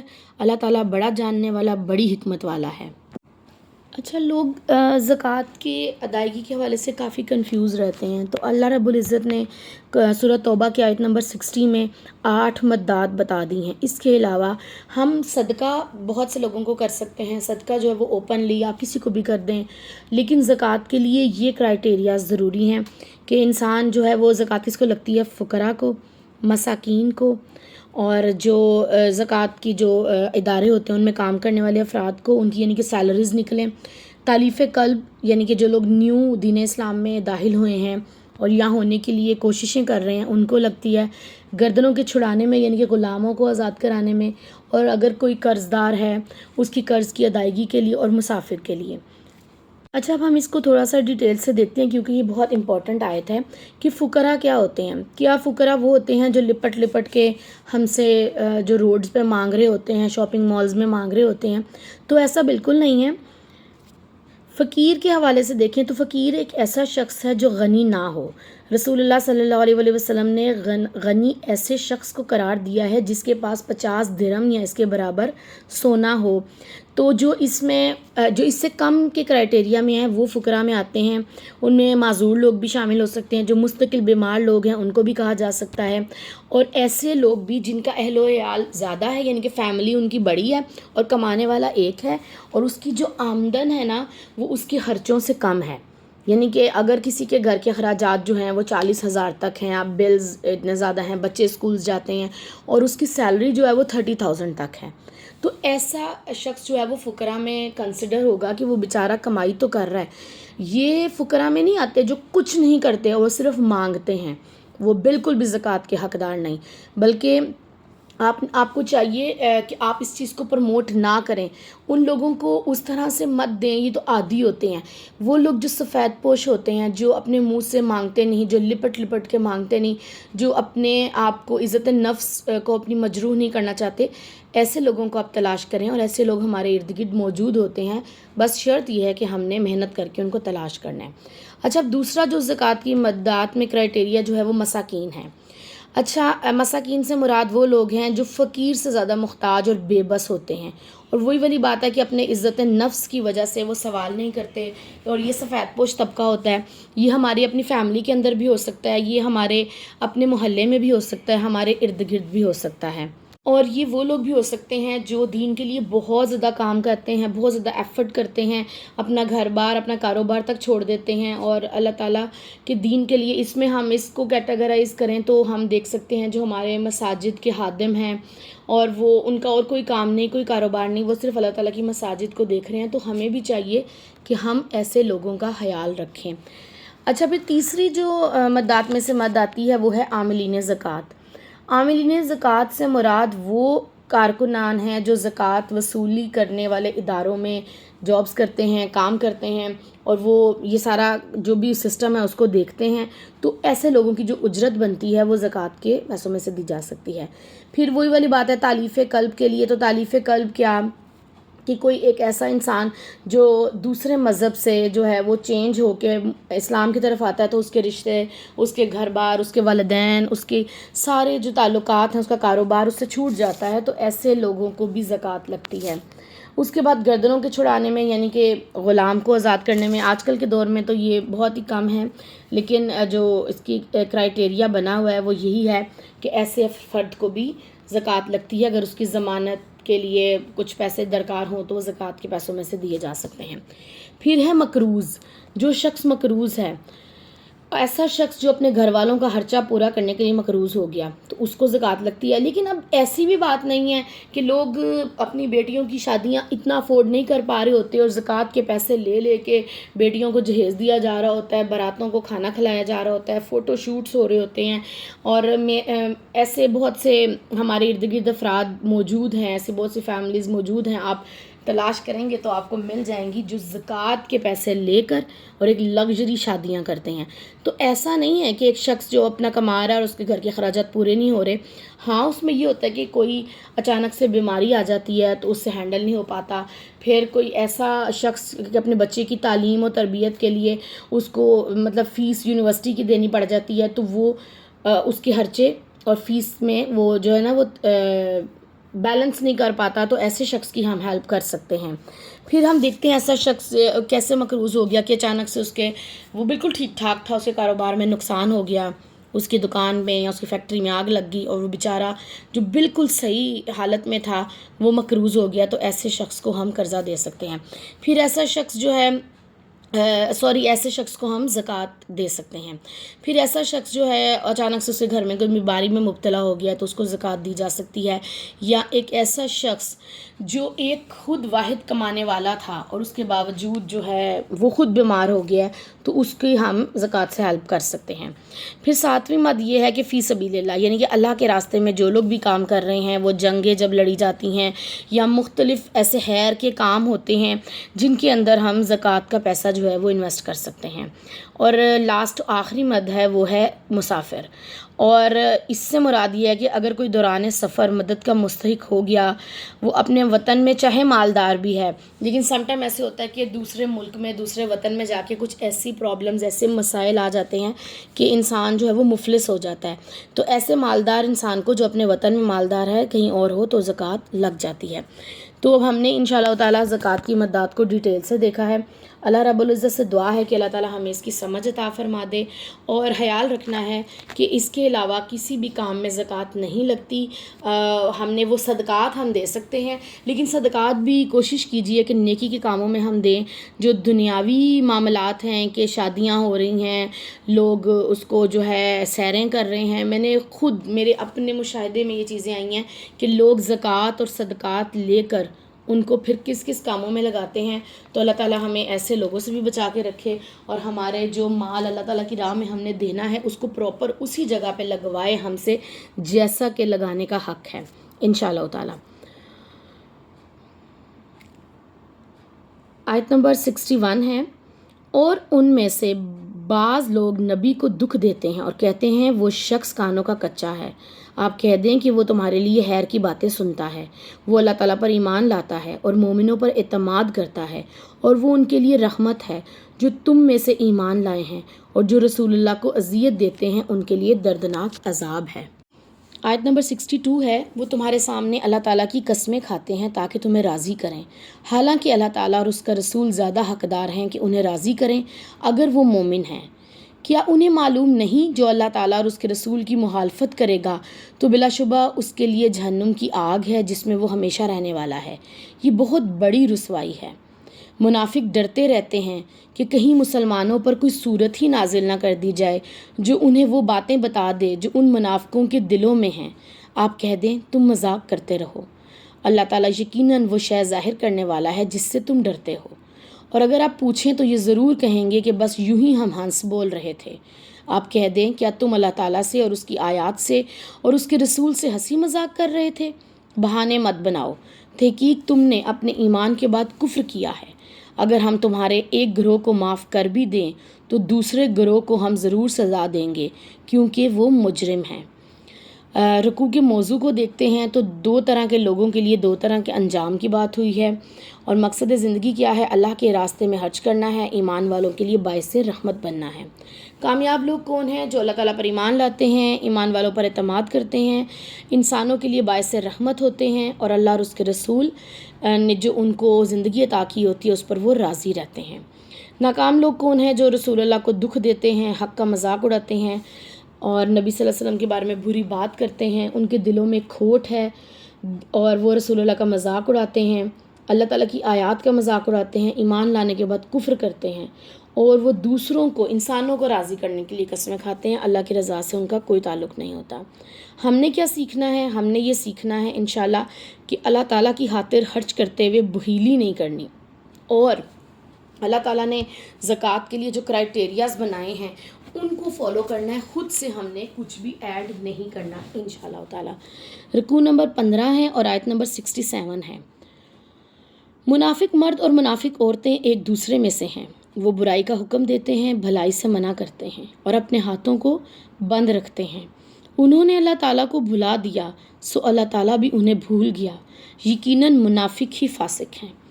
منافق مردوں اور منافق عورتوں اور کافروں کے لیے اللہ تعالیٰ نے دوزخ کی آگ کا وعدہ کیا ہے جس میں وہ ہمیشہ رہنے والے ہیں، یہی انہیں کافی ہے، اور ان پر اللہ تعالیٰ نے لعنت کی ہے اور ان کے لیے قائم رہنے والا عذاب ہے۔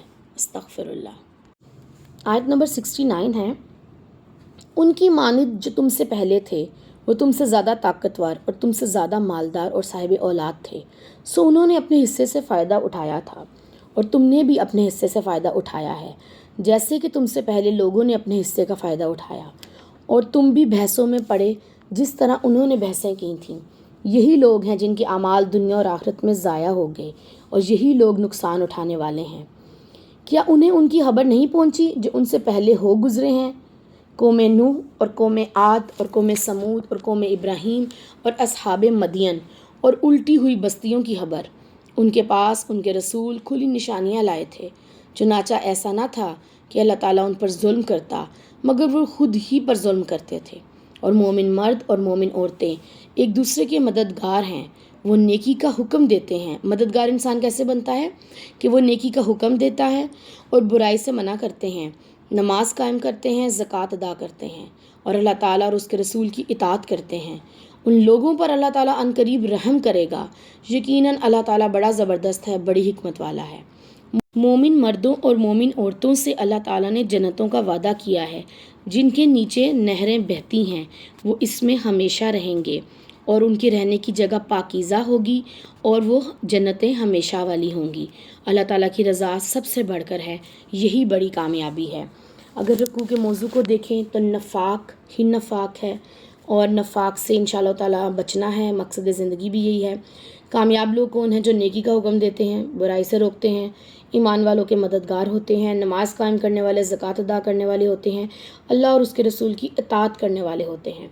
ناکام لوگوں کے رویے کیا ہیں؟ برائی کا حکم دیتے ہیں، بھلائی سے روکتے ہیں، اپنے دونوں ہاتھوں کو بند رکھتے ہیں، اللہ تعالیٰ کو بھول جاتے ہیں، بحثوں میں پڑ جاتے ہیں اور اپنی جانوں پر ظلم کرتے ہیں۔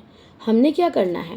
اپنے گھر والوں اور اپنے رابطے میں آنے والے جتنے بھی لوگ ہیں ان کو بھلائی کا حکم دینا ہے، انہیں برائی سے روکنا ہے، نماز کو قائم کرنا ہے، زکوٰۃ کو ادا کرنا ہے، اور سچے مومنین والی زندگی گزارنی ہے انشاءاللہ تعالیٰ۔ رکوع نمبر 16 ہے، آیت نمبر 73 ہے، اے نبی کافروں اور منافقوں سے جہاد کرو اور ان کے ساتھ سختی سے پیش آؤ، اور ان کا ٹھکانہ جہنم ہے اور وہ بہت ہی برا ٹھکانہ ہے۔ وہ اللہ تعالیٰ کی قسم کھاتے ہیں کہ انہوں نے نہیں کہا، حالانکہ انہوں نے بے شک کفر کا کلمہ کہا ہے، اور اپنے اسلام کے بعد انہوں نے کفر کیا ہے، اور انہوں نے اس کا ارادہ کیا جو انہیں حاصل نہ ہو سکا، اور انہوں نے اسی کا انتقام لیا ہے کہ اللہ اور اس کے رسول نے انہیں اپنے مال سے، اپنے فضل سے مالدار کر دیا۔ چنانچہ اگر وہ توبہ کر لیں تو ان کے حق میں یہی بہتر ہے، اور اگر وہ منہ موڑیں تو اللہ تعالیٰ ان کو دنیا اور آخرت میں دردناک عذاب دے گا، اور زمین میں کوئی ان کا حمایتی اور مددگار نہ ہوگا۔ آیت نمبر 75 ہے، اور ان میں وہ بھی ہیں جنہوں نے اللہ تعالیٰ سے عہد کیا، اگر اس نے ہمیں اپنے فضل سے عطا کیا تو ہم ضرور صدقہ کریں گے اور ہم ضرور نیک لوگوں میں سے ہوں گے۔ چنانچہ جب اللہ تعالیٰ نے انہیں اپنے فضل سے عطا کیا تو انہوں نے اس پر بخل کیا اور منہ موڑ گئے، اور وہی اعراض کرنے والے ہیں۔ چنانچہ اللہ تعالیٰ نے سزا کے لیے ان کے دلوں میں نفاق ڈال دیا اس دن تک کے لیے جب وہ اس سے ملیں گے، کیونکہ انہوں نے اللہ تعالیٰ سے کیے اپنے وعدے کی خلاف ورزی کی، اور کیونکہ وہ جھوٹ بولا کرتے تھے۔ کیا انہیں معلوم نہیں کہ یقیناً اللہ تعالیٰ ان کے راز اور ان کی سرگوشی تک کو جانتا ہے، اور یقیناً اللہ تعالیٰ پوشیدہ باتوں کو جاننے والا ہے۔ جو دل کھول کر صدقات دینے والے مومنوں پر ان کے صدقات کے بارے میں نکتہ چینی کرتے ہیں، اور ان پر بھی جو اپنی مشقت کے سوا کچھ نہیں پاتے، سو وہ ان کا مذاق اڑاتے ہیں، اللہ تعالیٰ نے ان کا مذاق اڑایا اور ان کے لیے دردناک سزا ہے۔ آپ ان کے لیے معافی کی درخواست کریں یا نہ کریں، اگر آپ 70 مرتبہ بھی انہیں معاف کرنے کی درخواست کریں گے، اللہ تعالیٰ انہیں قطعاً معاف نہیں کرے گا۔ یہ اس لیے ہوا کہ انہوں نے اللہ تعالیٰ سے اور اس کے رسول کے ساتھ کفر کیا، اور اللہ تعالیٰ فاسق لوگوں کو ہدایت نہیں دیتا۔ اللہ رب العزت نے ٹھوک کے کہہ دیا، مہر لگا دی کہ اللہ تعالیٰ فاسق لوگوں کو ہدایت نہیں دیتا۔ جو اللہ تعالیٰ اور اللہ کے نبی کے ساتھ کفر کا معاملہ کریں گے تو اللہ تعالیٰ بھی ان سے محبت نہیں کریں گے۔ موضوع کیا ہے رکوع نمبر 16 کا؟ کہ جہاد سے پیچھے رہ جانے والوں کا جائزہ ہے، اور مقصد زندگی کیا ہے؟ کہ اللہ کے راستے میں جہاد کرنا ہے۔ کامیاب لوگ کون ہیں؟ جو جہاد کرتے ہیں، کافروں اور منافقوں سے سختی سے پیش آتے ہیں، جو توبہ کرتے ہیں اور صدقہ کرتے ہیں۔ ناکام لوگ کون ہیں؟ جو اسلام لانے کے بعد کفر کرتے ہیں، حق سے منہ موڑتے ہیں، بخل کرتے ہیں، ان کے دلوں میں نفاق ہوتا ہے، وعدہ خلافی کرتے ہیں، جھوٹ بولتے ہیں اور مذاق اڑاتے ہیں اور کفر کرتے ہیں۔ ہم نے کیا کرنا ہے؟ انشاءاللہ تعالی ہم نے اپنے مفادات اور اپنی مصلحتوں کے تحت اسلام کو اختیار نہیں کرنا، بلکہ اللہ تعالیٰ کی رضا اور اس کی محبت میں دین میں داخل ہونا ہے انشاءاللہ تعالی۔ اللہ تعالیٰ کی خاطر خرچ کرتے ہوئے بخیلی سے کام نہیں لینا، اللہ کے دیے مال میں سے اللہ کے راستے میں لگانا ہے انشاءاللہ تعالی۔ رکوع نمبر 17 کو دیکھتے ہیں، آیت نمبر ہے 81۔ پیچھے رہ جانے والے لوگ رسول اللہ کے جانے کے بعد بیٹھ رہنے پر خوش ہیں، اور انہوں نے اس بات کو ناپسند کیا کہ وہ اللہ کی راہ میں اپنے مالوں اور اپنی جانوں سے جہاد کریں، اور انہوں نے کہا کہ گرمی میں نہ نکلو۔ آپ کہہ دیں جہنم کی آگ اس سے کہیں زیادہ گرم ہے، کاش وہ سمجھتے ہوتے۔ بس لازم ہے کہ وہ ہنسیں بہت کم اور روئیں بہت زیادہ، اس کے بدلے میں جو وہ کماتے تھے۔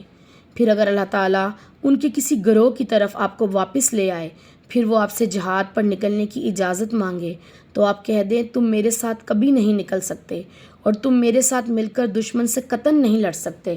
بلا شبہ تم نے پہلی بار بھی بیٹھ رہنا ہی پسند کیا تھا، چنانچہ پیچھے رہنے والوں کے ساتھ ہی بیٹھے رہو۔ اور ان میں سے جو مر جائے اس کی نماز جنازہ نہ پڑھنا اور نہ ہی اس کی قبر پر کھڑے ہونا۔ یقیناً انہوں نے اللہ تعالیٰ اور اس کے رسول کا انکار کیا ہے، اور اس حال میں مرے ہیں کہ وہ فاسق ہیں، اور ان کے مال اور ان کی اولاد آپ کو تعجب میں نہ ڈالیں۔ یقیناً اللہ تعالیٰ ارادہ رکھتا ہے کہ ان کے ذریعے انہیں دنیا میں ہی سزا دے دے، اور ان کی جانیں اس حال میں نکلیں کہ وہ کافر ہی ہوں۔ اور جب کوئی صورت نازل کی جاتی ہے کہ اللہ تعالیٰ پر ایمان لاؤ اور اس کے رسول کے ساتھ جہاد کرو، تو ان میں سے مالدار لوگ آپ سے رخصت مانگ لیتے ہیں۔ وہ کہتے ہیں ہمیں چھوڑ دیجئے، ہم بیٹھے رہنے والوں میں سے ہو جائیں گے۔ یعنی کہ جو امراء ہوتے ہیں وہ کہتے ہیں ہمارا مال لے لو، ہم اپنی جان نہیں دیں گے۔ تو اللہ تعالیٰ نیتوں کے حالوں کو، دلوں کے حالوں کو جانتے ہیں۔ انہوں نے اس بات کو پسند کیا ہے کہ وہ پیچھے رہنے والی عورتوں کے ساتھ رہیں، اور ان کے دلوں پر مہر لگا دی گئی ہے، پھر وہ سمجھتے نہیں۔ لیکن خود رسول نے بھی اور جو ان کے ساتھ ہیں ایمان لائے ہیں، انہوں نے بھی اپنے مالوں اور اپنی جانوں کے ساتھ جہاد کیا ہے، انہی کے لیے بھلائیاں ہیں اور یہی لوگ کامیاب ہیں۔ اللہ تعالیٰ نے ان کے لیے ایسے باغات تیار کر رکھے ہیں جن کے نیچے نہریں بہتی ہیں اور وہ ان میں ہمیشہ رہیں گے۔ موضوع کیا ہے؟ جہاد سے پیچھے رہ جانے والوں کو جائزہ لیا گیا ہے، اور مقصد زندگی کیا ہے؟ اپنی جان اور مال کے ساتھ جہاد کرنا ہے۔ کامیاب ہیں وہ لوگ جو اپنی مالوں اور جانوں کے ساتھ جہاد کرتے اور پیچھے نہیں رہتے، اور وہ جوش اور ولولے کے ساتھ، اس یقین کے ساتھ کہ اللہ رب العزت ہی بہترین اجر دینے والے ہیں، آگے بڑھتے ہیں۔ ناکام لوگوں کا رویہ کیا ہے؟ وہ جہاد میں پیچھے رہ جاتے ہیں، اللہ کے راستے میں نہ مال لگاتے ہیں نہ جان لگاتے ہیں، اور دوسروں کو بھی اللہ کے راستے میں نکلنے سے روکتے ہیں۔ وہ فسق و فجور کے کام کرتے ہیں، کفر والے کام کرتے ہیں اور بہانے تراشتے ہیں۔ ہم نے کیا کرنا ہے؟ انشاءاللہ اپنی انا کو دفنا کر اللہ تعالیٰ کا وفادار بن جانا ہے، اللہ کے راستے پر چلنا ہے، اور جو کرائٹیریا اللہ تعالیٰ نے دین اسلام کا بتایا ہے اس پر عمل کرنا ہے انشاءاللہ تعالیٰ۔ پارہ نمبر 10 ہے اور سورہ توبہ ہے۔ پارے کی آخری آیات کو دیکھتے ہیں۔ آیت نمبر ہے 90۔ اور دیہاتیوں میں سے بہانہ تراش آئے کہ انہیں رخصت دی جائے، اور وہ لوگ بیٹھے رہے جنہوں نے اللہ اور اس کے رسول سے جھوٹ بولا، اور ان میں سے جن لوگوں نے انکار کیا عنقریب انہیں دردناک عذاب پکڑے گا، کمزوروں پر اور بیماروں پر اور ان لوگوں پر جو حج کے لیے کچھ نہیں پاتے، کوئی گناہ نہیں جبکہ وہ اللہ اور اس کے رسول کے خیر خواہ ہوں۔ نیک لوگوں پر کوئی الزام نہیں ہے، اور اللہ تعالیٰ بڑا بخشنے والا، بڑا رحم کرنے والا ہے۔ اور نہ ہی ان پر کوئی گناہ ہے کہ جب وہ آپ کے پاس آئے تاکہ آپ انہیں سواری دو، آپ نے کہا کہ میں تمہاری سواری کے لیے کچھ نہیں پاتا، وہ اس حال میں واپس گئے کہ ان کی آنکھیں اس غم سے آنسو بہا رہی تھیں کہ وہ حج کے لیے کچھ نہیں پاتے۔ اچھا، یہاں پہ ان افراد کا تذکرہ ہے جو جہاد میں آنا چاہتے ہیں لیکن وہ بیچارے نہ مال پاتے ہیں نہ کوئی اور ریسورسز۔ وہ رسول اللہ کے پاس آتے تھے لیکن نہ کوئی ان کے لیے سواری ہوتی تھی اور نہ ہی کوئی اسلحہ، تو وہ روتے ہوئے جاتے تھے، اور اللہ تعالیٰ ان کے دلوں کی تڑپ اور محبت کو بھی اپنے لیے جانتے ہیں۔ آیت نمبر 93 ہے، پارے کی لاسٹ آیت ہے۔ یقیناً الزام تو ان لوگوں پر ہے جو مالدار ہونے کے باوجود آپ سے اجازتیں مانگتے ہیں۔ انہوں نے اس بات کو پسند کیا کہ وہ پیچھے رہنے والی عورتوں کے ساتھ رہ جائیں، تو اللہ تعالیٰ نے ان کے دلوں پر مہر لگا دی، چنانچہ وہ کچھ نہیں جانتے۔ اللہ تعالیٰ ان آیات میں فرماتے ہیں کہ وہ لوگ اپنے رویے پہ غور و فکر کریں جو پیچھے رہ جاتے ہیں جبکہ ان کے پاس مال بھی ہے، جان بھی ہے، وقت بھی ہے، صلاحیت بھی ہے، اور اللہ تعالیٰ ان کی نیتوں کو بھی جانتے ہیں جو بہت تکلیف میں ہیں اور پھر بھی جانا چاہتے ہیں اللہ تعالیٰ کے راستے میں۔ تو ان آیات کا جو موضوع ہے وہ ہے عذر کرنے والے لوگ، یعنی کہ بہانے کرنے والے لوگ، بہانے تلاش کرنے والے لوگ، اور مقصد زندگی کیا ہے؟ اللہ اور اس کے رسول کے خیر خواہ ہونا۔ کامیاب لوگ کیا ہیں؟ اللہ اور اس کے رسول کے خیر خواہ لوگ کامیاب لوگ ہیں، اور احسان کرتے ہیں، وہ احسان کرنے والے، محبت کرنے والے لوگ ہیں کامیاب، اور اللہ کے راستے میں خرچ کرنے کی استطاعت نہ رکھنے کے باوجود دل میں جہاد کی تمنا اور نیت رکھتے ہیں۔ اور ناکام ہیں وہ لوگ جو بہانے تراشتے ہیں، اللہ اور اس کے رسول سے جھوٹ بولتے ہیں، کفر کرتے ہیں، اللہ کے کاموں سے پیچھے رہتے ہیں۔ انشاءاللہ ہم نے کیا کرنا ہے؟ دعوت دین کے لیے دل کے اندر سچی تڑپ پیدا کرنے کے لیے اللہ تعالیٰ سے دعائیں کرنی ہے، بے حسی سے بچنا ہے انشاءاللہ تعالیٰ۔ اور یہی اس پارے کا جو ہے وہ میسج بھی ہے کہ اللہ تعالیٰ کے راستے میں نکلنا ہے، خواہ ہلکے ہو یا بھوجن ہو، مرتے دم تک اللہ کے دین کا کام کرنا ہے، مرتے دم تک کلمہ حق بولنا ہے، مرتے دم تک عبادات کو قائم رکھنا ہے، نماز اور زکوٰۃ کی پابندی کرنی ہے، اور مرتے دم تک اللہ رب العزت کے ساتھ اللہ کے بندوں کا تعلق جوڑنا ہے انشاءاللہ تعالیٰ۔ ہمیشہ مثبت رہیے، دوسروں کی زندگیوں میں آسانیاں تقسیم کرنے والے بن جائیں۔ اللہ رب العزت ہم سب کی زندگی کو آسان کر دے۔ دعاؤں میں یاد رکھیے، اپنا بہت سا خیال رکھیے۔ سبحانک اللہم و بحمدک نشہد ان لا الہ الا انت نستغفرک و نتوب الیک۔ السلام علیکم ورحمۃ اللہ وبرکاتہ۔